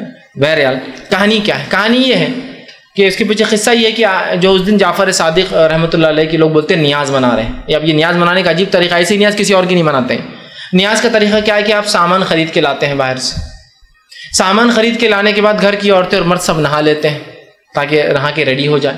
نہانے کے بعد پھر وہ جو مقدس پکوان کی شروعات ہوتی ہے. اور میں نے کہا ہر بدعت کے اندر میٹھا تو شامل ہوتا ہی ہے، بغیر میٹھے کی کوئی بدعت ہمارے پاس ہوتی نہیں. 10 محرم کے چونگے یاد کیجیے، 10 محرم کے روٹ یاد کیجیے، 10 محرم کے دودھ کے اور پانی کے میٹھے میٹھے شربت یاد کیجیے، 22 رجب کی میٹھی میٹھی پوریاں آپ یاد کیجیے. ہر بدعت کے فاتحہ اور درود کے بعد 11ویں کی آپ ملیدے یاد کیجیے. ہر بدعت کے پیچھے کوئی نہ کوئی میٹھے کا بالکل بہترین تصور ہوتا ہے. تصور نہیں بنانے کا طریقہ، ہر چیز بتائی جاتی ہے کیسے بنایا جائے گا اور کن کو کھلایا جائے گا. تو بہرحال نہا دھو لیتے ہیں، پھر جمع ہوتے ہیں، پھر مخصوص قسم کے وہ جو میوے اور وہ سب آ جاتے ہیں گھر میں، پھر لوگ تیار ہونے کے بعد اس کو بنانے والے جو ایک بار شامل ہو جائے تو نیا آدمی اس میں ایڈ نہیں ہو سکتا۔ گھر میں اسپیشل پردے لگائے جاتے ہیں، سفید پردے، سفید چادریں بچھائی جاتی ہے، اور خاص قسم کے مٹی کے برتن، کنڈے، جن کو کنڈے کی عید بولے، سمجھ کنڈے بولے تو وہی کنڈے جس میں جھاڑ لگاتے ہیں ہم، واس جو بولتے ہیں وہی کنڈے ہے یہ، ٹھیک۔ تو خاص طور سے مٹی کے کنڈے جو کہ لال رنگ کے ہو، جن کی کوریں مخصوص انداز سے بنی ہوتی ہے، وہ خرید کے لائے جاتے ہیں، پھر وہ کنڈے رکھے جاتے ہیں، پھر ادھر کھیر تیار ہوتی ہے، پوریاں تیار ہوتی ہے۔ جب تک یہ سامان بنتا ہے تب تک گوشت نہیں کھایا جا سکتا ہے، مطلب ایک حلال چیز کو بھی اپنے نفس پہ حرام کر لیا جاتا ہے، گوشت نہیں کھایا جاتا ہے۔ پھر جس دن یہ عید ہوتی ہے اس دن پھر ایک بار نہایا جاتا ہے، غسل لیا جاتا ہے۔ غسل لینے کے بعد دن کی صبح مطلب فجر کے بعد سے لوگوں کو خاموشی چپکے چپکے بلایا جاتا ہے، لوگ خاموشی کے ساتھ اندر آتے ہیں، آ کر کھانا کھاتے ہیں۔ کھانا کھانے کے بعد کھانا مطلب وہ میٹھا کھاتے ہیں، میٹھا کھانے کے بعد وہ میٹھے میں فاتحہ واتحہ وہ تو بہرحال ایک پارٹ ہے اس کا، وہ ہو جاتا ہے، وہ کھاتے ہیں۔ کھانے کے بعد جھوٹا نہیں چھوڑا جاتا ہے، اس کے بعد جھوٹا بچ جائے تو ایک مخصوص کٹورے میں وہ جھوٹا جمع کیا جاتا ہے، ہاتھ ایک مخصوص کٹورے میں دھوئے جاتے ہیں، اس پانی کو نالی میں اس میں بہایا نہیں جاتا ہے، گڑھا کھود کر اس کو ڈالا جاتا ہے۔ بچی ہوئی پوریوں کو اور اس کو جب ہم چھوٹے تھے ہم دیکھتے تھے مسجد میں لا کر مچھلیوں کو کھلا دیے جاتے، ہاؤس میں ڈال دیتے تھے، پورا ہاؤس گندا ہوتا تھا لیکن مچھلیاں وہ شوق سے کھاتی تھی بہرحال، تو وہ لا کر اس میں، یا پھر مسجد کے کارنر میں خاموشی سے بچا ہوا رکھ دیا جاتا ہے، کون لا کے رکھ رہا بولتا بھی نہیں، ایسا لاتا خاموشی رکھ کے چلا جاتا، لوگ مسلی بعد میں کھا لیتے اس کو اٹھا کر، ٹھیک، وہ رکھ کر بچا ہوا چلا جاتا ہے۔ ہاتھ دھلا ہوا پانی کو جو ہے گڑھا کر کے اس میں ڈال دیا جاتا ہے۔ جب دوسرے دن 23 آتی ہے، جب پردے ہٹتے ہیں تو اندر کچھ سمجھ میں نہیں آتا کیا ہوا، اس لیے کہ مٹی کے برتن دفن کر دیے جاتے ہیں، بچا ہوا کھانا دفن کر دیا جاتا ہے، اسی رات ختم کر دیا جاتا ہے، دوسرے دن رکھ نہیں سکتے ہیں اس کو، اور معاملہ ختم ہوا۔ اور دوسرے دن جب 23 ہوئی تو کچھ کل کیا ہوا کچھ اندازہ ہی نہیں ہوتا، نہ کسی برتن پہ کوئی نشان، نہ وہ چونکہ برتن پھینکنے میں چلے جاتے دھلتے بھی نہیں، نہ کام والی کو پتا کہ یہاں کیا ہو رہا تھا، نہ کوئی مخصوص لوگوں کے علاوہ اندر آ سکتا تھا، صرف جس دن ہوا اس دن کھایا اور چلا گیا۔ یہ کیا ہے بولے عید ہے، یہ کیا ہے خوشی ہے۔ آئیے تھوڑا انالیسس کرتے ہیں اس کو تھوڑا جانچنے کی کوشش کرتے ہیں، خوشی کیسی منائی جاتی ہے اور یہ خوشی کیسی منائی جا رہی ہے، اس کے پیچھے وجہ کیا ہے۔ جعفر صادق رحمۃ اللہ علیہ کی تو نہ پیدائش ثابت ہے نہ وفات ثابت ہے۔ دوسرا یہ حنفی لوگ، تاکہ عام مسلمان جو کہ اکثر حنفی ہوتے یہ منائے بول کر یہ رشتہ بھی ثابت کر دیا گیا کہ جعفر صادق رحمۃ اللہ علیہ امام جو ہے ابو حنیفہ کے استاد ہے، بولے امام ابو حنیفہ کا جعفر صادق رحمۃ اللہ علیہ سے ملنا اور سما سننا دونوں ثابت نہیں ہے، در کے تاریخی حوالوں سے نہ ملنا ثابت ہے نہ سما، کہ وہ شاگرد اور استاد ہونے کے لیے کسی استاد سے شاگرد کا سما کلاسز سننا ثابت ہونا ضروری ہے، نہ سما سننا ثابت ہے اور نہ ملنا ثابت ہے۔ بہرحال وہ بھی کر دیا تاکہ اکثریت مسلمان حنفی ہوتی ہے، حنفی لگ جائے اس کام کے اندر، ٹھیک۔ اب جو ہے تھوڑا سا انالیسس کرتے ہیں اس کے پیچھے بیک گراؤنڈ۔ میرے گھر کوئی خوشی ہوتی ہے، خوشی کیسے منائی جاتی ہے؟ عید ہوتی ہے، بقرہ عید ہوتی ہے، نمازوں کو جایا جا رہا ہے، عیدگاہ بھرے جا رہے ہیں، عید الفطر آ رہی، فطرہ دیا جا رہا ہے، نماز کو جایا جا رہا ہے، خوشیاں منائی جا رہی ہے، نیا لباس اللہ نے دیا پہنا جا رہا ہے، اللہ نے جو استطاعت دی اچھے سے اچھا کھایا جا رہا ہے، مسلمانوں کو تقسیم اور بانٹا جا رہا ہے، کھلایا جا رہا ہے۔ یہ ہوتا ہے نا عید کے دن۔ اب یہ بھی عید ہے بتایا جائے، لیکن عید کی خفیت دیکھیے آپ کیسی عید ہے یہ۔ اگر میں آپ کو اپنے گھر پر خاموشی سے بلاؤں کہ میرے گھر آئیے، پورے پردے لگے ہوئے گھر کے اندر سفید سفید ہر طرف، خاموشی سے اندر بلاتا ہوں، خاموشی سے مٹھائی کھلاتا ہوں، خاموشی سے ہاتھ دھلواتا ہوں، اور بچی مٹھائی کو جو دفن کر دیتا ہوں، بچے ہوئے وہ جو سامان ہے اس کو دفن کر دیتا ہوں، آپ پوچھے بھائی کیا خوشخبری ہے، کیا خوشی ہے، تو میں کہتا ہوں مجھے جو ہے لڑکا پیدا ہوا۔ آپ بولیں گے بڑا خفیہ پیدا ہوا، یار باہر بھی بول سکتے تھے، اندر لا کر پردوں میں لا کر خاموشی سے کھلا کر خاموشی جمع کر کے وہیں ہاتھ دھلا کر وہیں دفن کر کے، یہ کیوں ہوا، یہ کیا ہے؟ نہیں خوشی ہے میرے کو، میرے لڑکا پیدا ہوا نا تو خوشی ہے۔ کوئی بولے گا اتنی خفیت میں کیوں پیدا ہوا، مطلب اس کو ضرورت کیا تھی اتنا سیکریسی رکھنے کی؟ اگر مجھے اولاد پیدا ہو اور میں آپ سے کہوں فون پہ ارے بھائی مجھے اللہ تعالیٰ نے جو لڑکا عطا فرما دیا اور فلاں ہو گیا، آپ بولیں گے مبارکباد بھائی فیض صاحب، بہت خوشی ہوئی آپ کے بارے میں سن کے، ہی ہوا بڑی خوشی کی بات ہے، مجھے اللہ لڑکی نوازی اور ماشاء اللہ بڑی خوشی ہوئی، اللہ نے اللہ برکت دے آپ کی اولاد میں، یہ چلو بھائی کہاں ہے مٹھائی، کچھ میٹھا ویٹھا لا رہے، آئیے چلیے آ جائیے گھر پر، لوگوں کو اندازہ ہو رہا گھر پہ آ رہے جا رہے لوگ، مہمان آ رہے، ارے بار کچھ نہ کچھ مسئلہ ہے یا کچھ نہ کچھ خوشی ہو رہی دکھ رہا ہے۔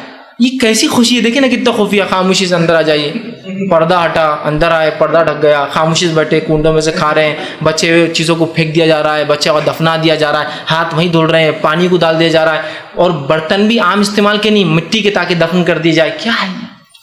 تو آپ کو پتہ ہونا چاہیے تاریخی حوالوں سے اس روز امیر معاویہ رضی اللہ عنہ کا انتقال ہوا تھا، وہ ہے 22 رجب۔ جب 22 رجب پہ ان کا انتقال ہوا تو جن کے دلوں میں ان کے خلاف نفرت تھی اور بغض بھرا تھا، جو ان کی خلافت سے جلتے تھے، اور دوسرا جس انداز سے انہوں نے سخت انداز سے جو ہے خاص طور سے ان خوارش پر اور ان جو ہے سبائیوں پر اور روافظ پر اپنی پکڑ رکھی تھی کہ یہ ہلچل ہی نہیں، تس سے مسیح نہیں ہو پائے، اور جو فتنہ انہوں نے مچانا تھا عثمان بن عفان رضی اللہ عنہ، حضرت علی بن ابی طالب کے زمانے میں منایا تھا، امیر معاویہ نے پورا ان کا فتنہ کچل کے ان کو چپلوں کے نیچے رکھا، تو اب ان کے دل جو ہے جن میں آگ جل رہی تھی ان کے خلاف، ان کو خوشی اور مسرت منانا تھا کہ اب یہ مر گیا معاویہ، اب خوشی اور مسرت منانا ہے۔ جس کی خوشی اور مسرت کو اگر مناتے اور خلیفہ کی موت پہ اگر مٹھائیوں کی دکانیں بھر جائے تو ظاہر سی بات ہے حکومت سمجھ کچھ نہ کچھ گڑبڑ چل رہی ہے۔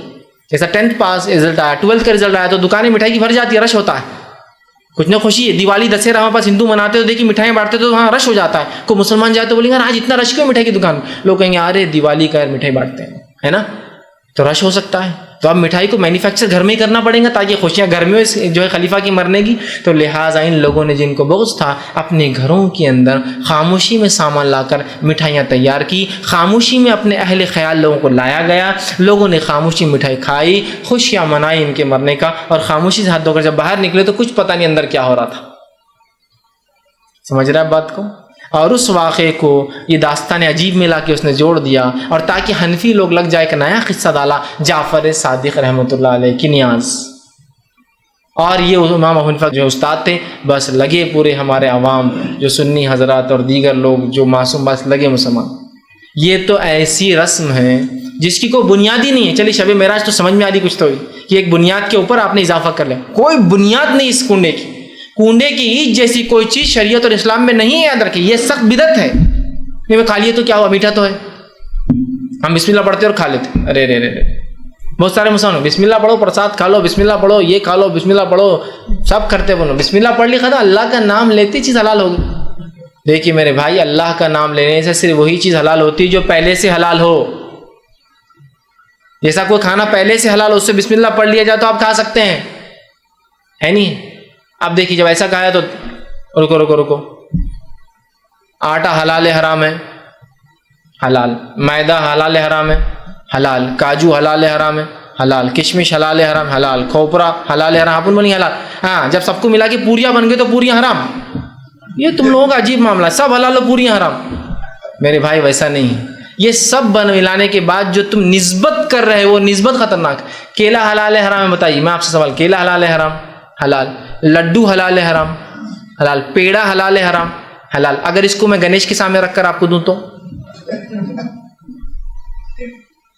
اسلامک پوائنٹ آف ویو سے کیا حلال رہیں گا؟ پھر وہ اس کو اگر میں کسی غیر مسلم جن بتوں کی عبادت کرتے ان کے سامنے رکھ کر دوں تو کھائیں گے؟ کیلا ہی ہے نا، بسم اللہ پڑھو کھا لو، غیر اللہ کا نام لیا جا رہا ہے اس پر، یاد رکھ، تو یہ کھانا کھانا حرام ہے، یاد رکھ، لیکن نہیں ہم بسم اللہ پڑھتے اور کھا لیتے، بس اللہ کا نام لیے تو سب حلال ہو جاتا۔ پہلے سے حلال چیزوں پر اللہ کا نام لیا جاتا ہے، حرام چیزوں پر اللہ کا نام لینے سے حلال نہیں ہوتی۔ تو بسم اللہ پڑھ کے کھا لیتا ہوں یہ مت کیجیے، ورنہ 22 جب آ گئے بس کنڈے ہے فری مل رہا کھانے کو تو بس کھا لو۔ عقیدہ بھی کوئی چیز ہوتی ہے، یاد رکھیے، صرف لذتوں کے لیے انسان اپنی زندگی برباد نہیں کرتا ہے، زندگی میں جینے کچھ اصول ہونا چاہیے، کوئی طریقہ ہونا چاہیے انسان کی، ورنہ کھانے پینے کے معاملے میں ہم کہیں بھی پھسل جاتے ہیں۔ اچھے جو تقریریں دے رہے ہیں یہ غلط ہے، کھانے پینے کا معاملہ چلے لائن میں لگے ہوئے، ارے آپ نے بولا نکل، ٹھیک ہے لیکن اب دل بھی رکھنا ہے، دعوت بھی تو پہنچانا ہے نا، نہیں جائیں گے تو پھر رشتے ٹوٹ جائیں گے تو کیسے پہنچائیں گے، کھا رہے ہیں میٹھا بیٹھ کر۔ تو یہ بات یاد رکھیے، میٹھا غلط ہے اس لیے کہ یہ کسی نسبت سے بنایا جا رہا ہے، کسی انسان کی نسبت سے، یہ اللہ کے نام پہ کیا جانے والا عمل نہیں، یاد رکھے، تو لہٰذا یہ میٹھا نہیں کھایا جا سکتا، یہ کنڈوں کی شریعتاً حلال نہیں ہے، یہ ایک حرام عمل ہے، یہ ایک بدعتی عمل ہے جو لوگوں نے ایجاد کر دیا، یہ سبائیوں کا، یہ خواریجوں کا، یہ باطنیوں کا، اسلام سے گمراہ جو لوگ تھے ان کا ایجاد کر طریقہ ہے، اور اس کی ایجاد بھی دیکھیں 13ویں صدی ہجری میں ہو رہی، 1300 سال بعد آپ سمجھیں، یہ داستان عجیب کو لکھ رہا ہے، پچھلی صدی میں اس نے لکھا اور بس لوگ اس کو فالو کر رہے ہیں، یہ سب فالتو اور من گھڑت باتیں یاد رکھیں۔ تو لہٰذا رجب کے مہینے کی صرف ایک فضیلت ہے، وہ یہ ہے کہ رجب کا مہینہ حرمت والے مہینوں میں سے ایک مہینہ ہے۔ کیوں؟ وہ اللہ کی مرضی تھی، اس نے اس مہینے کو تعظیم بخشی، ہمیں اس تعظیم کا خیال رکھے، اس مہینے میں کوشش کرنی چاہیے کہ ہم گناہ اور معصیت اور ظلم سے بچیں، حالانکہ ظلم سے تو سال بھر بچنا ہے ان مہینوں میں، لیکن خاص محترم مہینے چونکہ جس میں رجب بھی ایک حرمت والا ہے، ان میں گناہوں سے ظلم سے بچنا ہے، اور کوئی خاص روزہ، کوئی خاص نماز، کوئی خاص اذکار، کوئی خاص عمرہ، کوئی خاص صلاۃ الرغائب اور پتہ نہیں لوگ کیا کیا پڑھ رہے ہیں، اور کوئی کوڑے اور کوئی خاص رات میں جاگنا اور صبح کا روزہ رکھنا اس مہینے میں ثابت نہیں۔ یہ تمام چیزیں بدعت اور خرافات ہیں، اس کو ہمیں سمجھنے کی ضرورت ہے۔ کوئی کام اللہ کے رسول اور اس کے صحابہ سے اگر ثابت ہو آپ سن کے تو بہرحال عمل کرنے میں کوئی حرج نہیں، یاد رکھیے، لیکن جو بات ثابت نہیں یاد رکھیے، ہمیں ضرورت ہے ہم اس بات کو سمجھے کہ یہ بدعت ہے اور بدعتوں سے بچنا ہم پر واجب اور فرض، یاد رکھیے، ورنہ ایسا نہ ہو کہ ہم بدعتیں کر کے دنیا سے چلے جائیں۔ اللہ رب العزت کے پاس جب اعمال کے لیے پہنچے تو اللہ رب العزت ہم کو لوٹا دے کہ تم نے جو کام کر کے آئے ہو یہ اعمال کا باعث ہی نہیں تھا، یہ تو ثابت ہی نہیں تھا، کیا میرے رسول کو کرتے ہوئے پایا؟ کیا میرے اصحاب نے اس کو کرتے ہوئے دیکھا، یا سلف صالحین میں سے کسی نے کیا؟ ہمارے پاس اس کے نہ کوئی تاریخی حوالے ہے نہ کوئی ریلیجس بیسس ہے، تو لہٰذا ہم کوشش کریں ان تمام بدعت اور خرافات سے بچتے رہیں، اور اس قسم کی بدعت و خرافات ہر مہینے لوگ مناتے ہیں ان تمام سے ہم محفوظ رکھنے کی اپنے آپ کو جو کوشش کریں۔ اسی پر اپنی بات کو میں ختم کروں گا۔ اللہ رب العزت سے آخر میں دعا کہ اللہ سبحانہ تعالیٰ جو کچھ کہا سنا گیا اس پہ عمل کی توفیق عطا فرمائے، ہم تمام کے لیے ہر قسم کی بدعت اور خرافات سے ہماری حفاظت کریں جب تک ہمیں زندہ رکھے، اسلام اور ایمان پر زندہ رکھے، خاتمہ ہمارا ایمان پر ہو۔ آخر دعوانا الحمد للہ رب العالمین، سبحان ربک رب العزت عما یصفون وسلام علی المرسلین والحمد للہ رب العالمین۔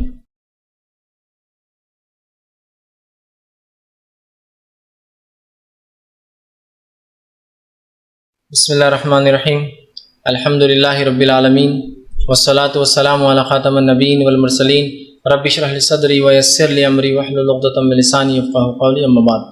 السلام علیکم سر میرے دو سوال ہے سر۔ پہلا سوال ہے کہ یہ جیسا ابھی آپ نے بولے کہ روزے خاص رجب میں نہیں رکھنا، تو ابھی جیسا ابھی رزلٹ آیا تھا تو جیسا ابھی ہمارا رزلٹ نہیں کرتا، اللہ سے دعا کرے کہ 4 روزے رکھے کہ جیسا رزلٹ کے بعد تو رکھ سکتے کہ اس پہ۔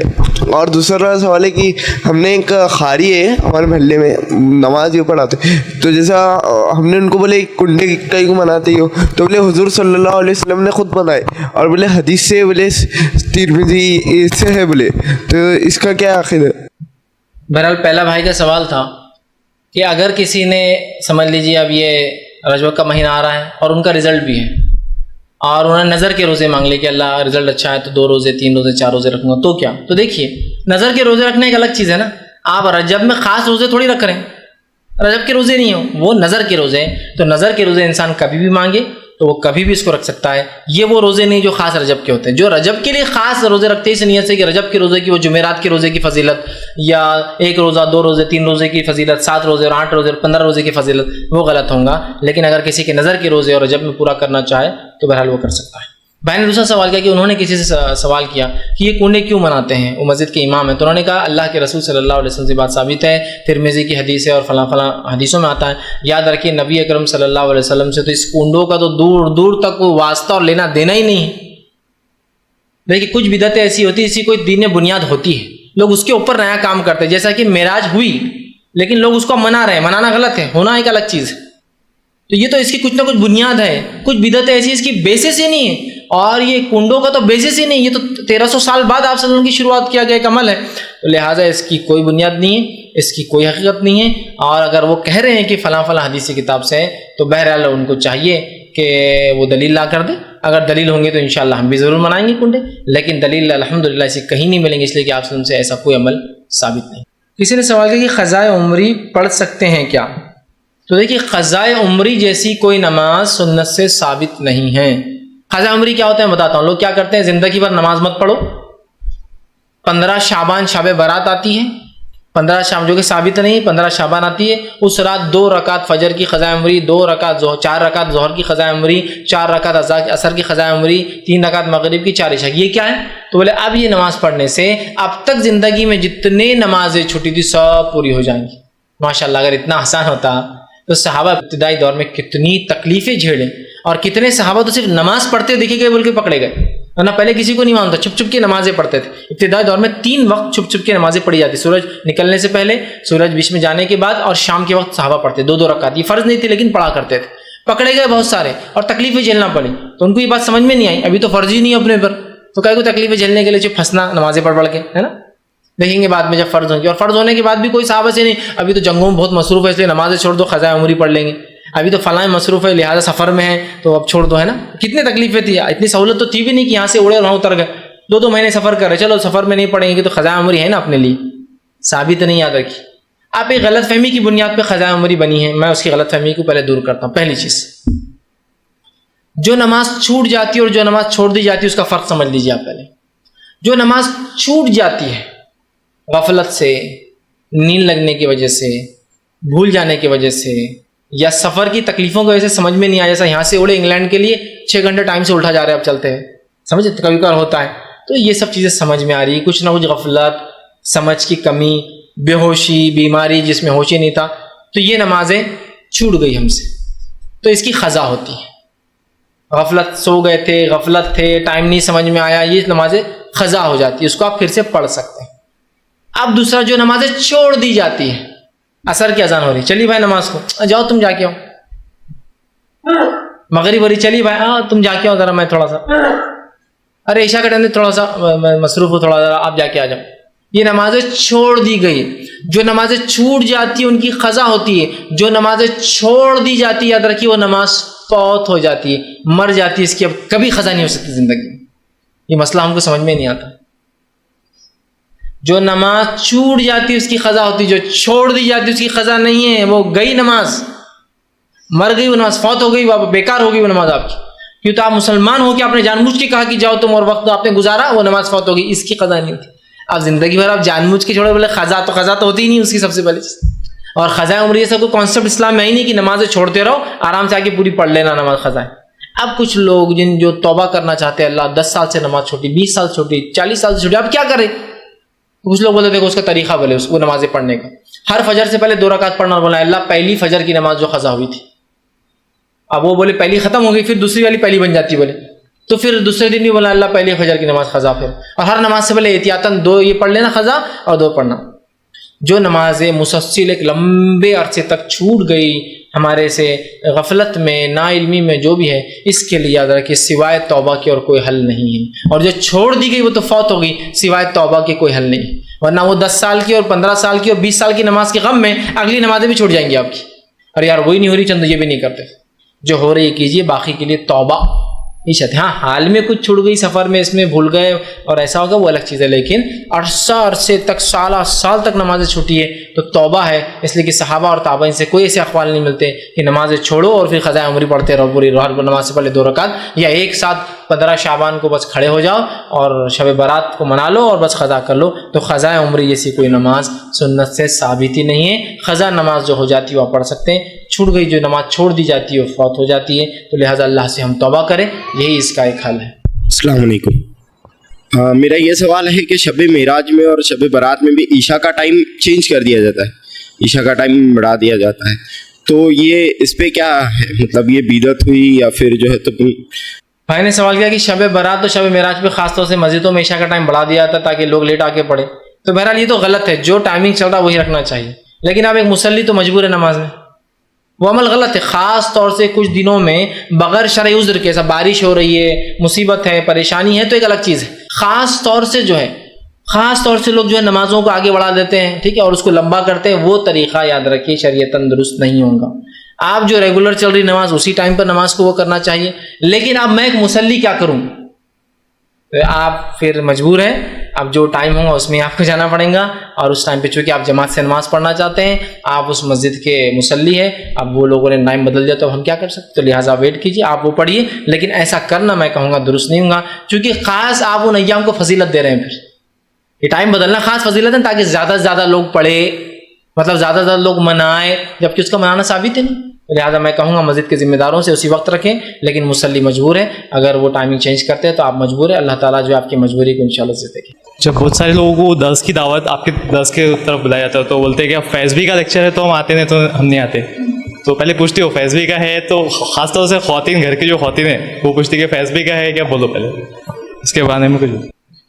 بھائی نے ایک سوال کیا کہ بہت سارے لوگ جب درس میں ان کو دعوت دی جاتی ہے آتے ہیں تو پوچھتے ہیں آج فیضوی کا درس ہے کیا. پھر انہوں نے کہا خواتین خاص طور سے گھر کی پوچھتی نہیں فیضوی ہوں گے تو ہم آتے، نہیں تو ہم نہیں آتے. مجھے کچھ لوگوں نے ایسی کمپلین بھی کی تھی کہ کچھ لوگ اٹھ کر چلے جاتے ہیں اگر مجھے نہیں دیکھتے ہیں. لیکن میں ہمیشہ یہ بات بولتا ہوں کہ کسی کے انداز کی بنیاد پر پورے علم کو چھوڑ دینا اچھی بات نہیں ہے. ٹھیک ہے، تو اگر میرے علاوہ بھی کوئی مقرر آئے گا تو علم ہی دیں گا نا، کہ نہیں وہ منمانی کریں گا، قصے کہانیاں آپ کو سنا کر چلے جائیں، علم دیں گا. تو صرف اس وجہ سے کسی کا انداز صرف آپ کو پسند آتا ہے، اس انداز کی بنیاد پہ آپ علم کو مت چھوڑیے، میں یہ کہوں گا. اور اجتماعیت کو مت چھوڑیے. مطلب جو آپ لگے ہیں ریگولر ایک ٹائم نکال رہے ہیں, سنڈے کو آپ وقت دے رہے ہیں, عادی ہیں اس کے, تو ایک اچھی چیز ہے. تو لہٰذا ہوں. دوسرا یہ کہ بہت سارے لوگ یہ بھی کمپلین کرتے ہیں کہ فیض بھائی آپ بہت کم رہ رہے ہیں اور یہاں زیادہ دھیان نہیں دے رہے.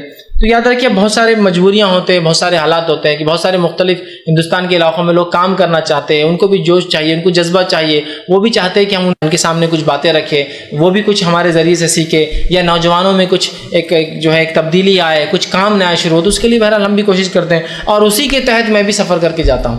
ورنہ عام طور سے اگر کوئی یہ کہے کہ صرف تقریر کے لیے مجھے بلا رہا ہے تو میں نہیں جاتا ہوں. ہم لوگ بولتے تقریر نہیں, اس کے بعد کیا آپ کا ورک پلان ہے کہ آپ کیا کریں گے اس کے بعد. تقریر تو ہر کوئی دے رہا ہے, ایسا سود کی خلاف تقریر, تو تقریر تو سود کے خلاف سب دے کے جا رہے ہیں. کون سا ایسا مسلمان جس کو معلوم ہے سود حرام نہیں ہے بول کر. پریکٹیکلی میرے جانے کے بعد تقریر کی آپ کیا سود کے خلاف نظم اٹھائیں گے یہ بولیے پہلے. تو میں یہ کوشش کرتا ہوں کہ صرف تقریر پر میں زور نہ دوں, بلکہ میں وہاں جاؤں جہاں کچھ کرنا چاہتے ہو تقریر کے ساتھ. ٹھیک ہے, گیدرنگ چاہے کتنی بھی ہو, 100 لوگ بھی رہتے میں جاتا ہوں, وہ مسئلہ نہیں میرے لیے. لیکن اصل یہ ہے کہ آپ اس کے بعد کیا فالو اپ لے رہے ہیں. کیا آپ کوئی تحریک شروع کر رہے ہیں, کوئی سسٹم بنا رہے ہیں, کوئی کام شروع کر رہے ہیں, کہ نوجوانوں کی بگاڑ پہ ہم نے تقریر لی تو نوجوانوں کے لیے کچھ تیار کر رہے ہیں پروگرامس, اس کے بعد ایک سلسلہ چلتے رہے, نہیں پھر اگلا مقرر آئے گا 2 مہینے بعد وہ بولیں گا پھر اگلا مقرر, یہ نہیں ہوتا. تو لہٰذا میں کوشش کرتا ہوں جاؤں تاکہ کتاب و سنت کا کام آگے بڑھے, لوگ کتاب و سنت کو سمجھیں. تو لہٰذا لوگوں کی گزارشات ہوتی ہے, ریکویسٹ ہوتی ہے. میں بہت کوشش کرتا ہوں کہ میں اتوار کو یہاں رہوں, بہت کوشش کرتا ہوں. الحمدللہ جتنے اتوار میں یہاں رہتا ہوں تقریباً کم و بیش میں ہفتے کو واپس آتا ہوں رات میں, ہفتے کی صبح اورنگ آباد رہتا ہوں. جمعہ کا پروگرام جمعرات لے کر ہفتے کو رہتا ہوں تاکہ اتوار یہاں ہوں, پھر اگلے پروگرام کے لیے چلے. تو کوشش کرتا ہوں, لیکن کچھ جگہ ناممکن ہوتا ہے کہ میں اتوار وہ کروں, اور وہ جانا ہی پڑتا ہے, جیسا کہ ہفتہ اور اتوار کا کوئی پروگرام رکھنا چاہتے کچھ جگہ. لیکن میں کوشش کرتا ہوں جمعرات جمعہ لوگ پروگرام رکھیں تاکہ میں کہیں بھی رہوں. تو ہفتے کے دن میں فلائٹ سے آتا ہوں تو ہفتے کے دن شام تک میں اورنگ آباد یا صبح اورنگ آباد پہنچ ہی جاتا ہوں. اتوار کے دن آپ لوگوں کے سامنے رہتا ہوں, پھر پیر منگل بدھ کچھ نہ کچھ لوکل پروگرامس ہمارے طے ہوئے رہتے, تاکہ یہاں کے لوگ بھی سننا چاہتے تو چلیے پھر لوکل پروگرامس لوگوں کے پاس ہوتے ہیں وہاں جاتا ہوں. تو لہٰذا آپ صرف کسی کے انداز کی وجہ سے علم مت چھوڑ دیجیے. دوسرا کچھ لوگ یہ کہتے ہیں نہیں آپ فیض بھی کریں تو کوئی بات نہیں, نیٹ پہ پھر دیکھ لیں گے, نیٹ بھی ایک سہولت ہے. بہرحال آپ نیٹ پہ دیکھ لیں گے یہ بات تو صحیح ہے, لیکن جو لائف ہونے سے, لوگوں کے ساتھ بیٹھنے سے, لوگوں میں آنے سے جو بہت ساری چیزیں اور بھی ڈیولپ ہوتی ہے وہ ظاہر سی بات ہے اکیلے میں نہیں ہو پائیں. جیسے پردے کی اہمیت ہے عنوان آپ سن رہے ہیں, لیکن جب کچھ عورتوں کا آپ پردہ دیکھیں گے تو ایک جوش ہوتا ہے کہ دیکھو ماشاء اللہ کیسا کریں. جب آپ دیکھ رہے ہیں کہ فلاں کام کرنا چاہے ٹکنے سے اونچا, کچھ لوگ ٹکنے سے اونچا پہن رہے, لوگ دیکھ رہے ہیں ارے ماشاء اللہ ان کو بھی جوش آ رہا ہے کہ دیکھو لوگ پہن رہے ہیں یار, آپ ان سے سن رہے تھے, پریکٹیکل کو نمونہ دکھ نہیں رہا تھا. تو ایسے بہت سارے فائدے اجتماعیت میں ہونے سے ہوتے ہیں. تو لہٰذا میں گزارش کروں گا. اور بہت سے لوگ کمپلین یہ بھی آئے کہ باہر سنتے آواز ہو اور باہر سے پھر چلے جاتے ہیں, اچھی بات نہیں ہے اندر کی. اور اسی وجہ سے ہم اعلان نہیں کرتے کہ میں کب ہوں اور کب نہیں ہوں, کہ لوگ چلے جاتے ہیں. ٹھیک, ابھی کیسے پاسبل ہوا کہ ہم اعلان کریں کہ میں ہفتے کی 4 ہفتے رہوں گا, 2 ہفتے رہوں گا, 1 ہفتہ رہوں گا, جبکہ پروگرام ایسے ماشاءاللہ 2-3 مہینے پہلے طے ہو جاتے ہیں. لیکن پھر بھی ہم اعلان کیسے کریں؟ کوئی پروگرام کینسل ہو جاتا تو میں یہاں دکھتا ہوں, پھر آپ بولے ارے وہاں لکھ دیے تھے نہیں ہم نہیں آئے اور دیکھو آپ یہاں تھے. کبھی لکھ دیا ہوں اور کسی ارجنٹ وجہ سے مجھے جانا پڑا, دیکھو لکھ دیے تھے اور دیکھو نہیں, یہ رہتا وعدہ خلافی کرتے. بڑے بڑے لوگوں کو دیکھ لیا ہم نے, سب جھوٹے رہتے, لکھ دیا اور یہ کرتے. تو آپ سمجھنے کو بھی تیار نہیں ہوتے کہ پریکٹیکل ایشوز کیا ہے, اس لیے ہم لکھ کر بھی نہیں لگاتے. کہ لکھ کے لگائیں گے پھر آپ کی طرف سے ہم کو جو ہے سلاواتیں بولتے ہیں نا, وہ تانے سننا پڑیں گے, تو لکھ کے بھی نہیں لگاتے پھر اس وجہ سے. اگر سمجھ لیجیے کینسل ہو گیا, ارے آپ نہیں رہنے والے تھے نا, آج کیسے کیا ہم نہیں آئے اور آپ آ گئے اس دن, ایسا کیسا؟ اب میں اس دن کینسل ہو گیا میرا پروگرام, کتنے لوگوں کو بولوں کینسل ہو گیا تھا. نہیں پھر لکھ کے لگانا چاہیے نا پہلے. اب لکھ کے لگا دیے تو یہ مسئلہ, نہیں لکھ کے لگاتے, مسئلہ لکھ کے نہیں لگا رہے, اب اس لیے ہم. بہرحال آپ ہر اتوار آیا کیجیے, اور اتوار میں سے ایک اتوار انشاءاللہ میں نمودار ہو ہی جاتا ہوں کوئی نہ کوئی اتوار, اور آپ لوگ سن لیتے ہیں. بہرحال ٹھیک ہے, عنوان ماشاءاللہ ابھی سبھی مقرر بہت اچھے باندھتے ہیں آپ کے سامنے, بولنے کا طریقہ صرف فرق ہوتا ہے. قرآن حدیث کی بات وہی ہے جو سب کرتے ہیں, بس تھوڑے سے کسی کے انداز کی وجہ سے آپ کسی علم کو مت ٹھکرائیے, اس لیے کہ بہت سارا مفید علم پھر آپ سے چھوٹ جاتا ہے, اور بہت سارے لوگوں کے مختلف انداز بیان ہوتے ہیں. ٹھیک, تو لہٰذا صرف ایک بیان کے انداز کی وجہ سے آپ کسی کے علم کو مت ضائع کیجیے. ریگولر آپ سنڈیز کو آیا کیجیے اور اس درس سے جو ہے فائدہ اٹھایا کیجیے. السلام علیکم. سوال یہ, بہت سارے لوگوں کا نظریہ اس طرح ہوتا ہے کہ کوئی معاملات یا اختلافی مسئلہ ہے, اکثر نماز کے معاملات میں ایسا ہوتا ہے کہ کوئی مسئلہ ہے اور اس مسئلے میں 2 گروہ کا اختلاف ہے. اگر ایک مسئلہ صحیح روش پر ہے اور دوسرا غلط ہے تو اس طرح سوچ کر آتا ہے کہ آپ صحیح بھی ہے تو اس مسئلے کو نہ بیان کرو, تاکہ آپ کے بیان کرنے کی وجہ سے پھر امت میں اختلاف پیدا ہوگا, اور اختلاف کے پھر جھگڑے ہوں گے. اس وجہ سے آپ بولے نہ کو, اور آپ کے بولنے کی وجہ سے نہ بولنے کی وجہ سے اختلاف نہ ہو. اور अगर ये बात सही नहीं है तो फिर ऐसी कौन कौन सी मसलहतें हो सकती हैं कि कोई मामले में सही हदीस आए और उसके बावजूद भी हम सही हदीस के वो रद्द कर दें? भाई ने एक अच्छा सवाल किया कि बहुत सारे लोग जब कोई मसला आता है तो जैसा नमाजी ले लीजिए, उन्होंने कहा, और भी मसाइल होते हैं जिसमें दो राय हो उलमा की, दो राय हो, या फिर ऐसी दो राय हो कि एक गलत और एक सही हो, एक ज़ईफ़ रिवायत और एक सही रिवायत हो, एक गलत हो या एक सही हो, या दो राय, दोनों की मैं दोनों का जवाब देता हूँ। अगर दो राय आती है और दोनों सही हैं तो लोगों को इख्तियार होता है जिस पर चाहे अमल करें। अगर ऐसी दो राय है, एक सही और एक गलत है, और अगर भाई सही पर अमल करते उसको बयान करते तो लोग कहते हैं कि देखो इससे इख्तिलाफ हो रहा उम्मत में, लिहाजा ये बात को बयान मत कर। तो उनका सवाल था कि ऐसे कौन से मसलियत हो सकते हैं जिसमें सही हदीस को बयान ना किया जाए, इस वजह से कि उम्मत में इख्तिलाफ हो रहा है। देखिए, अगर कोई अमल गलत हो रहा है, ज़ईफ़ या मौज़ू रिवायतों की बुनियाद पर हो रहा है, इस बुनियाद पर नहीं कि इख्तिलाफ है मसले के अंदर, ज़ईफ़ या मौज़ू रिवायतों की बुनियाद पर हो रहा है, तो ये हमारे लिए वाजिब और ज़रूरी है कि हम सही रिवायतों को लोगों के सामने रखें। अगर उन्हें लगता है ये इख्तिलाफ है तो ये उनकी समझ का इख्तिलाफ है। अगर यही बात आप सल्लल्लाहु अलैहि वसल्लम जब मक्के में और मुशरिकीन तो यही तो कह रहे थे ना कि भाई तुम ऐसी बात मत करो इससे इख्तिलाफ, ऐसी बात करो जो दोनों को चल जाए, एक साल हम तुम्हारे माबूद की बात करें, एक साल तुम हमारे माबूद की बात करो, एक साल हम, अच्छा तुम हमारे मत करो लेकिन हमारे माबूद को कम से कम बुरा मत बोलो, चलो एक साल तुम मत करो, बुरा मत बोलो। क्या आप सल्लल्लाहु अलैहि वसल्लम ने कॉम्प्रोमाइज़ किया? अब यहाँ जो मसालिहत की बुनियाद पर लोग कह रहे नहीं उम्मत में इख्तिलाफ होगा, उम्मत में इख्तिलाफ होगा, तो कब तक उम्मत को आप जाहिल रखना चाह रहे हैं? मैं ये सवाल कर रहा हूँ, कब तक नहीं इससे इख्तिलाफ होगा उससे इख्तिलाफ होगा। कुछ जमातों की हाल तो ये 70 साल से चल रहे हैं, 70 साल से आज तक वही मसला है कि इससे इख्तिलाफ होगा। तो कब तक उम्मत को आप बेशऊर और बग़ैर शऊर के रखना चाहते हैं और किताब व सुन्नत के वाज़े इल्म को उनसे छुपाना चाहते हैं? क्यों? बोल दीजिए आप, क्या इख्तिलाफ होगा देखा जाएगा। ये इख्तिलाफ नहीं होगा, ये बात वो होंगी कि सही चीज़ पर आएंगे। और इख्तिलाफ जो हो रहा है ना, जो सही बात बताने की वजह से, वो इख्तिलाफ नहीं, दरअसल हमारी नफ्स के खिलाफ जब बात जाती है ना तो हमको बुरी लगती है और हम उसको इख्तिलाफ समझते हैं। नफ्स के खिलाफ जा रहे, हमारा तो दिल चाह रहा हमारा प्रोडक्ट बिकना चाहिए, लोग ईद बनाए इस दिन, देखो अब ये बोल रहे गलत है तब तो अपना बिजनेस बंद हो जाएगा ना पूरा।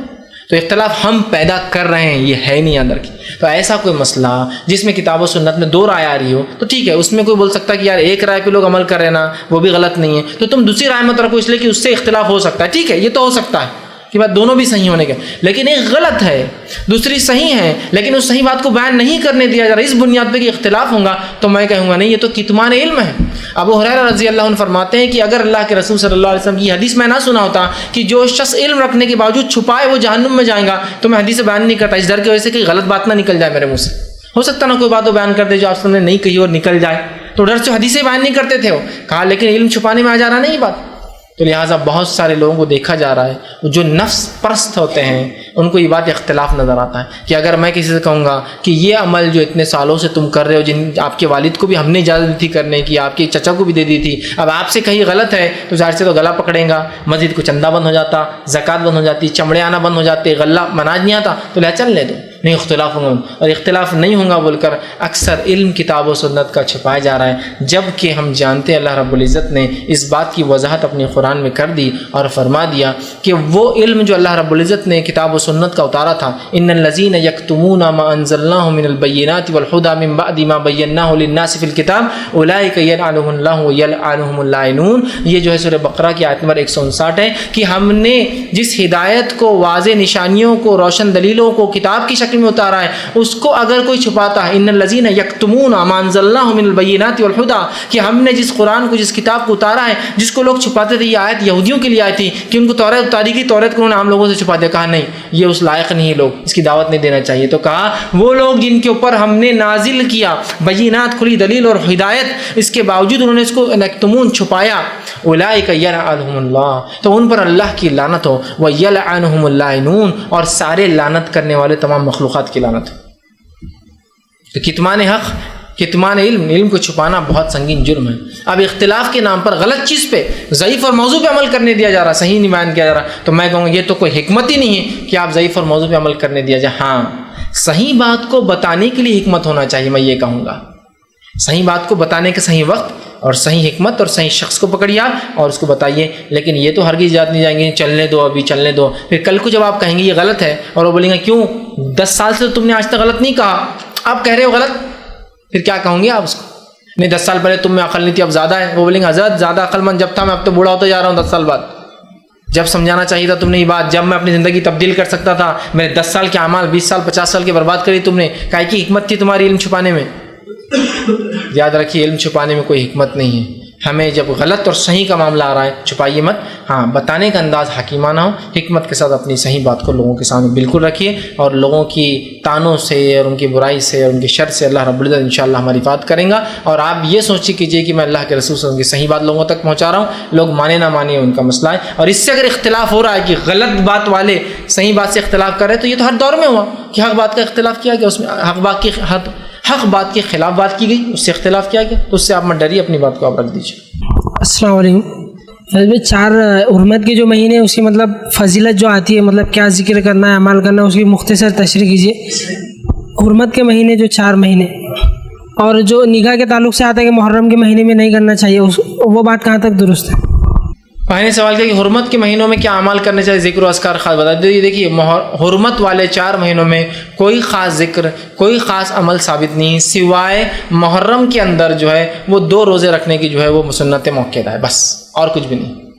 خاص طور سے حرمت کے مہینے میں خاص طور سے کچھ چیزیں کرنا درست نہیں, سوائے اس کے کہ محرم کا وہ اور ذی الحجہ کی پہلی 10 تاریخ کی جو فضیلت ہے, عشرہ ذی الحجہ, وہ ہے, وہ بتایا گیا. مطلب محترم مہینوں کے اندر جو باتیں بتائی گئی وہ محرم کے روزے ہیں, اور اس کے بعد جو ہے ذی الحجہ کے مہینے کی پہلے تاریخ سے لے کر 10 تاریخ تک مطلب عید کے دن تک کی حرمت ہے. اس کے علاوہ اور کوئی ان کی حرمتیں, کوئی خاص فضائل, کوئی خاص ذکر ثابت نہیں, سوائے اس کے کہ حرمت والے مہینے ہیں. ٹھیک, تو کوئی ذکر کوئی روزے باقی دیگر چیزیں لوگ کرتے ہیں وہ ثابت اس مہینوں کے اندر کچھ بھی ایسا خاص پھر ثابت نہیں. بھائی نے ایک سوال کیا کہ محرم میں لوگ کہتے ہیں نکاح نہیں کرنا چاہیے, اس تعلق سے کیا ہے؟ تو محرم میں نکاح نہ کرنے کی کوئی دلیل قرآن حدیث ثابت نہیں, سوائے اس کے کہ امت محرم کو منحوس اور غم کا مہینہ سمجھتی ہے. لہٰذا چونکہ اس میں نواز رسول کی شہادت ہوئی, مطلب منحوس مہینہ تھا, اسی طرح شہادت کی وجہ سے یہ غم کا مہینہ ہے, اور ظاہر سے غم کے مہینوں میں خوشی نہیں منائی جاتی, اس لیے وہ کوئی خوشی کا عمل محرم میں نہیں کرتے ہیں. بلکہ اگر بچے محرم پیدا ہوتے بولتے روتی صورت پیدا ہوا, منحوس پیدا ہوا اور فلاں پیدا ہوا, تو محرم میں نکاح نہیں کرنے کی کوئی دلیل نہیں. نکاح صبح شام دن رات, کسی مہینے کسی تاریخ کسی دن, فجر کے بعد مغرب کے بعد عشاء کے بعد کبھی بھی ہو سکتا ہے, اسی کو مانی. ٹھیک ہے, تو بہرحال محرم میں خاص طور سے نکاح نہ کرنے کی کوئی دلیل, کوئی حدیث, کوئی اقوال کچھ بھی موجود نہیں. یہ صرف ہمارے توہام کی بنیاد پر کہ یہ منحوس ہے اور غم کا مہینہ ہم لوگوں نے نکاح اس میں بند کر دیا ہے. السلام علیکم فیض بھائی, ایک مسجد میں جانا ہوا تو وہاں پہ تکبیر کے لیے جب موذن کھڑ رہا تھا تو سب کو بٹھاتے ہاتھ پکڑ کے, تو سب ایک ساتھ کھڑ رہا ہے, اور جو کھڑ رہتا ہے تو اس کو ڈانٹ کے چلا کے بٹھا دیتے, اس تو کہاں تک درست ہے؟ بھائی نے سوال کیا کہ کچھ لوگ جو ہے جب تکبیر ہوتی ہے مسجد میں تو اقامت کے اندر وہ لوگوں کو بٹھاتے ہیں, حی علی الصلاۃ حی علی الفلاح تک اٹھنے نہیں دیتے ہیں, کوئی اٹھ گیا تو بٹھا دیتے ہیں, تو یہ کہاں تک درست ہے؟ دیکھیے ایسا کوئی عمل نبی اکرم صلی اللہ علیہ وسلم خاص ثابت نہیں ہے کہ آپ حی علی الصلاۃ حی علی الفلاح پہ صحابہ کھڑے ہوا کرتے تھے بول کر, کوئی خاص عمل ثابت نہیں آتا کہ جس طرح سے لوگ کرتے ہیں. اس لیے کہ بہت سارے لوگوں کا یہ عقیدہ ہے کہ نبی اکرم صلی اللہ علیہ وسلم کی آمد ہوتی ہے ہر بار, تو لہٰذا وہ عزت میں بیٹھے رہتے ہیں تاکہ وہ اس کے بعد وہ حی علی الصلاۃ حی علی الفلاح پہ کھڑے ہوتے ہیں. کھڑے ہونے کے ساتھ جیسی اللہ اکبر لا الہ الا اللہ کہا مؤذن نے یا اقامت دینے والے نے, امام صلی اللہ اکبر کر دیتے. یہ بیچارے ابھی سب بندی میں پریشان, سب بنی نہیں ہے کہ تو خالی جگہ کب بھری جائیں گی, کچھ نہیں ہوتا اور صفوں میں جگہ خالی ہوتی ہے. نبی اکرم صلی اللہ علیہ وسلم کے زمانے میں آپ صلی اللہ علیہ وسلم آ جاتے, صحابہ کھڑے ہوتے, تو آپ صلی اللہ علیہ وسلم صحابہ یا صفوں کو چیک کرتے, دیکھا کرتے, اقامت دی جاتی ہے اور پھر آپ نماز کھڑے ہوتے. بلکہ کئی روایتوں میں ہے کہ اقامت سے پہلے آپ چیک کرتے. ایک مرتبہ ایک صحابی کھڑے تھے, ان کا سینہ باہر تھا صف سے, ٹھیک, مطلب بڑے ہیوی ہیکل ہوں گے, چیسٹ باہر تھا, تو آپ نے کہا کہ اس کو اندر کرو, تو اندر کہا تم چاہتے ہو کہ امت میں اختلاف ہو, اندر کرو سنیں. سمجھ رہا بندہ, تو سب سے باہر تھے نا, تو آپ چیک کر رہے ہیں, جو چیک کر رہے تو کہوں گا حی علی الصلاۃ حی علی الفلاح کھڑے ہو رہے صحابہ, کھڑے ہیں نا وہ پہلے سے چیک کر رہے ہیں. تو لہٰذا کچھ لوگوں نے کچھ باتوں اور کچھ واقعات کو, چونکہ ان کے نزدیک ایک عقیدہ یاد رکھیے کہ آپ خود آتے ہیں, ابھی بھی آتے ہیں, تو لہٰذا وہ احترام میں بیٹھے رہتے ہیں اور حی علی الصلاۃ حی علی الفلاح پر پھر کھڑے ہوتے ہیں. ٹھیک ہے, پھر وہ چومتے کرتے ہیں. بہرحال تو یاد رکھیے ایسا کوئی صحیح عمل نبی اکرم صلی اللہ علیہ وسلم اور صحابہ ثابت نہیں ہے کسی نے بھی ایسا کچھ کیا ہو اور حی علی الصلاۃ حی علی الفلاح پر کبھی وہ کھڑے رہے ہوں.